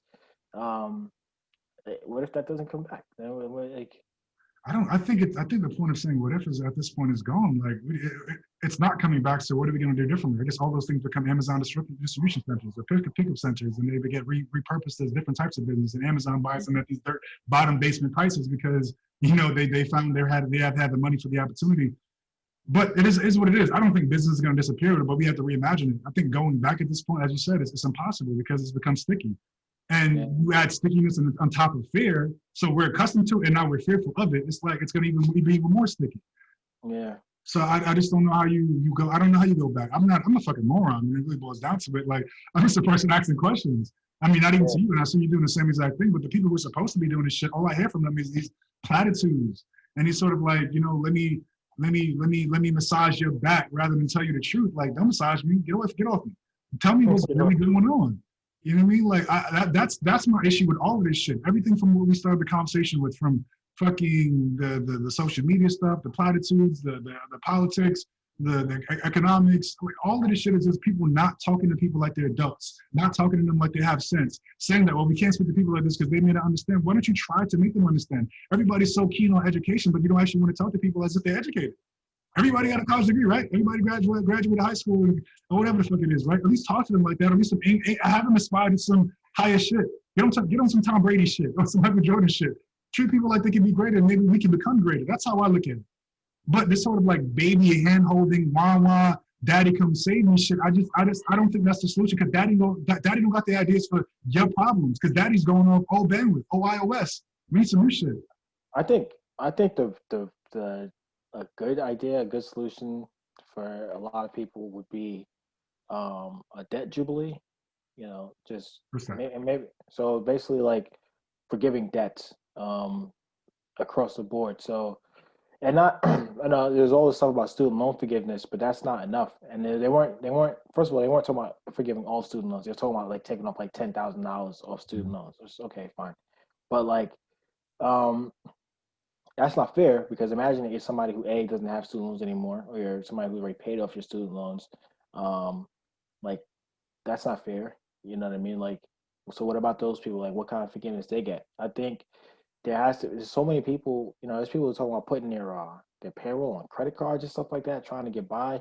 Like, there has to be some degree and I think if there was some degree of debt forgiveness, that would free up people's money to make some moves. Like, or even if you're one of the things I think about often, like I'm in a situation where like it's me and my landlady. I don't live in like some big building, with like tons of people in it. It's not run by like a private equity company or something like that. It's just she's like a mom and pop landlord. And it's like, you imagine if I hadn't paid my rent for 6 or 7 months or something like that, like what was that gonna be for home mortgage? And I feel like there's a lot of people in that situation, who, they're just like small multifamily um apartment building owners, like is the bank supposed to now foreclose on their home and take their home? Because that's not like, how is that even remotely fair? Like that, it's mind-boggling. It's mind-blowing, and I don't hear anything from, like you said, from either political party. Forget the presidents, even Congress. Yeah. They're not saying shit about like, hey, like this is what we should do. When they first announced the eviction, uh, yeah, I was like, this isn't going to do anything because as long as the debt is continuing to accrue, like, what are people supposed to do 6 months from now when, all right, maybe we do reopen and they have to pay their rent? Like, how are people supposed to? And again, I can't even blame like the landlords because if they're in a situation where they might get foreclosed on if they can't get their rent, like it's in their best interest to move somebody out so they can start paying back the debt. Like, Yeah. what? Like this is all screwy. Like there has to be some kind of some kind of way to start. If you forgave debt, for example, for like landlords or something like that, then they can start making them make deals with their tenants, or forgiving their time, man, don't worry about it. Like everything is squared away. Or just doing things where you like consolidate the debt and spread it over a longer term. Like, fine, you had a 1 year lease, renew it for 2 years, and we'll just up your rent by $50 a month and spread out the debt that you have for the past 6 months over that term. So it's a little bit, or tack it on to the end of the cycle. Like it is what it is for now, and then next year it's going to go to a higher rate. It doesn't prove anything, but like the forgiveness is probably the only way around it. But yeah, because you might not even realize the actual thing. Like, say like you did that, and then like the person like, oh, I got a job opportunity in Texas. Like, my man, I'm leaving. I'm taking off to Texas. My tax money, homie. Y'all want to change some shit? Here you go. This is what I'm just being real. If New York and this tri-state area wanted to do something, forget New York.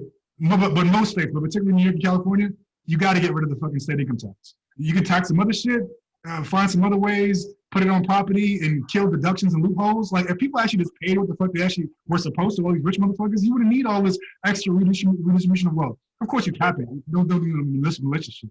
But like, if you're supposed to pay 35% and you never pay 35% because you deduct the shit, you have fucking debt appreciation and whatever the case may be, you buy a fucking helicopter. Yeah, I bought a helicopter.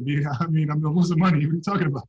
Yeah, what are you talking about? So it's like, if you just got rid of all them fucking loopholes, had people pay what they were supposed to pay, nothing absurd, nothing 62%, nothing like tacked on tax. Just pay what you're supposed to pay based on how much money you get, and then just do away with all this excessive taxing. You don't think that would help something with the debt forgiveness? I mean, I think that would help, but people, that's never going to happen. I know it's never going to happen, but I'm just I take that back. I won't say it's never going to happen, because I've heard people who actually make a good amount of money who said they'd be willing to, given the strenuousness and the outlandishness of the past couple of months and the catastrophe that happened, that they were willing to pay more taxes. They just didn't want it to be going to fucking California, so it'd be wasted on some dumb shit. For example, I've heard people who really make a good amount of cash, they were willing to pay into it. That's the other problem too. It's like why would the government like do all that? You know what I mean? Like, they want the money. Like I've heard, because I also heard people what do they want the money for? Isn't it to go back to us, to go into roads, to go into people? Like, what do you want? You just want a citizenry that you just like matrix off of? Like, this become what is batteries? There's always something that needs more money, man. Like every this is the thing that like the dirty secret of it all. Like, just like the economy grows, like government grows. You know, like if because those budgets got to go up each year. Like, people, it's even something as simple as like a school, right? You have a whole education district, right? And every year more kids are being added to the district, and more teachers want to get their salaries up. Like, that has to increase, and to the extent that it doesn't, you start getting shit like teacher strikes and this and that. So they're not gonna come out straight out and tell you, oh yeah, we're gonna raise your taxes through the roof. But the reality is that if just the same way that life grows, the economy grows, governments grow. Like, I got the solution, bro. I said it. I didn't want to say this. I was trying to hold the shit in, but here's my research paper. Everybody started OnlyFans. Yeah, everybody get OnlyFans. It's over. We don't got to be positives to this shit. Let's get the illusion. Let's just get over the illusion. Let's get over the shit that we're not slaves getting butt fucked by the government every day anyway. Let's just all get OnlyFans. I don't know what it look like, but that's all it is. That's my turn. Vote for me, 2020, OnlyFans for everybody. Yeah. But I mean, I do believe that I guess the future has to be more of a sharing economy. To be in all seriousness, I do believe that these structures like YouTube and like everyone's starting to sort of like online businesses or these sort of like digital assets. I think that's more of the future than what we've had before. I joke about OnlyFans, but it is a way that people who are prostitutes before, or people who are just wanting to show their hands, or other supplemental forms of income, even if you're not doing anything nude related, have been able to make a good amount of money, split it with the company. I mean, that's what YouTube does. It's just, you ain't just getting butt naked though.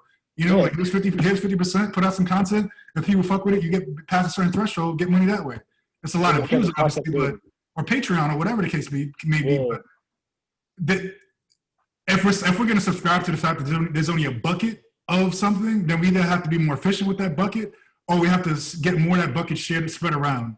So I don't know what that looks like though. I don't know how that happens, but there needs to be more investment. Apple has $100 billion is laying around. You may have to start Apple City, baby. I'll go move here. Apple, you know what I'm saying? Apple, Utah. You know what it is? Apple, Utah. I got to buy some shit. But I don't have the solutions. I don't have the answers. I just think this, whoever these smart people are, they got to start coming with something that's a little bit better than what we got right now. Because what we have here ain't going to be solved. Like you said, there has to be some debt forgiveness. And then after that, there has to be some significant investment into something that's going to be future facing. Like we have a horrible infrastructure. We have horrible, like tax policy, like tax implementation. I remember us complaining about this years ago when we noticed that, we didn't even notice, it was some article where it was like, out of all the IRS audits, like most of the people were like making under $19,000 a year, $14,000 a year. But those, because it's more expensive to audit like someone who has $1 billion and you don't have the resources for that, than it is to audit somebody who has 15,000. It's like, I can't fucking take it. I don't got no money from a lawyer. It's just the way we incentivize even taxation is stupid to me.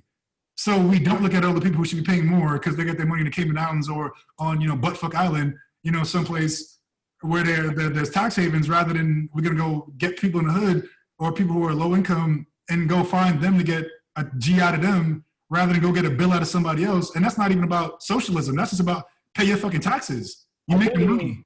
I genuinely wonder if taxes were lower, at least for a certain point in time, right? If taxes were lower, I think they'd be better. Would people spend these astronomical sums on accountants and lawyers to offshore their money, or would they just pay? You know what, man? Like, so if say my tax bill was like $2.8 million this year, right, in America, but it cost me like, between the accountants and all of the schemes and the lawyers, it cost me like $1.2 million to offshore the money and just put it in someplace else. Well, if we just lowered it, so actually, bro, your tax bill this year is $1.2 million. Would people just be like, all right, you know what? I'll pay that 1.2. Okay. I'll give you that money. Or would they still be like, you know what? Nah, I'll pay that. I think there'd be a subset of people who just want to feel like they game in the system and they're winning, who wouldn't pay regardless. They'll find some sort of loophole. There's always going to be a loophole for these people to find. And if there isn't one, if we delete all loopholes to begin with, there'll be somebody lobbying tomorrow to create a new one. So there may be no way around it. But I just feel like you can enforce, like, think about the concept of even law enforcement, but there's no tax enforcement. Yeah. Right? Like, it's odd where we can put resources. So I can stop you from doing all this other shit, but I can't stop you from not paying your taxes. Yeah. Like, I just think about where we put all of our energy into. Yeah. So I got 8 minutes and 46 seconds for this meal you make, but I don't got 8 minutes and 46 seconds for you to pay your goddamn taxes because you're fucking, Warren Buffett or some shit. I'm not saying you're supposed to, if you make $1 billion, you're supposed to pay $500 million in taxes. That's absurd. But you shouldn't be paying nothing. You know what I mean? And not about tax rate, like literally the money that you contribute. Bahamas, we got you. Bermuda, we got you. Whatever it is, Switzerland, we got you. Like, all that shit is all set up by people who they're trying to game the system. And what I don't understand is, like, what's the point of you saving all of that and not redistributing it and reinvesting it to then make more money from? It's just like, does it make you feel good? Do you feel like you're more secure? How much does one need before? Yeah, right. How much is enough? I like seeing numbers go up too, but it's like, if you're not trying to share it, what's the point? That's why I'm telling you, man. All these people, they just saving all this money so they can go get these intergalactic spapeships. That's the only reason. Everybody's trying to get to fucking Mars, like it's gonna be better. Like, do people not realize it's gonna be shitty up there too? Like, yeah, but at least they can say they're the first one to get there and send their progeny. I guess so, man. I heard one solution to get on that spaceship shit. Let's switch it. Like, spaceship shit. I know you probably got to go soon, but it's like, I heard one solution, like the goal of all of this hypothetically is going to be, like, say, take Elon Musk's Neuralink. So the idea is to digitize consciousness, and then human bodies. The idea we've been thinking about, like, humans are going to go to Mars. No, our consciousness may go to Mars and get repopulated, like on some after altered carbon shit, and get repopulated these like bio bodies or mechanical bodies, and then humans would exist, or like humanoids would exist in these other, like, intergalactically in space and all these different areas. So we populate the entire stars, but not actually as our consciousness, but as these little disks and drives and materials. And that's like the genesis of all of this shit. I'm sorry, that's the revelations of all of this shit. That's our goal as a human species, is to get intergalactic consciousness popping. That's the joke. That's what these people think. Like, it's just funny. Like, we really have people trying to do that. That's their goal in life. It's crazy, bro. Like, a lot of free time, bro. A lot of free time. Free time, a lot of free money. Yeah. All right, man. But this has been a great coming out party. It's good talk, man. Thanks, man. I appreciate the time. It's been a minute. Yeah. Thanks, bro. Yeah. Thanks, everyone, for listening. If you guys are even still listening, hopefully we didn't offend too many people. Just some thoughts. All right. All right, man. Peace. Peace. Talk to you soon, bro.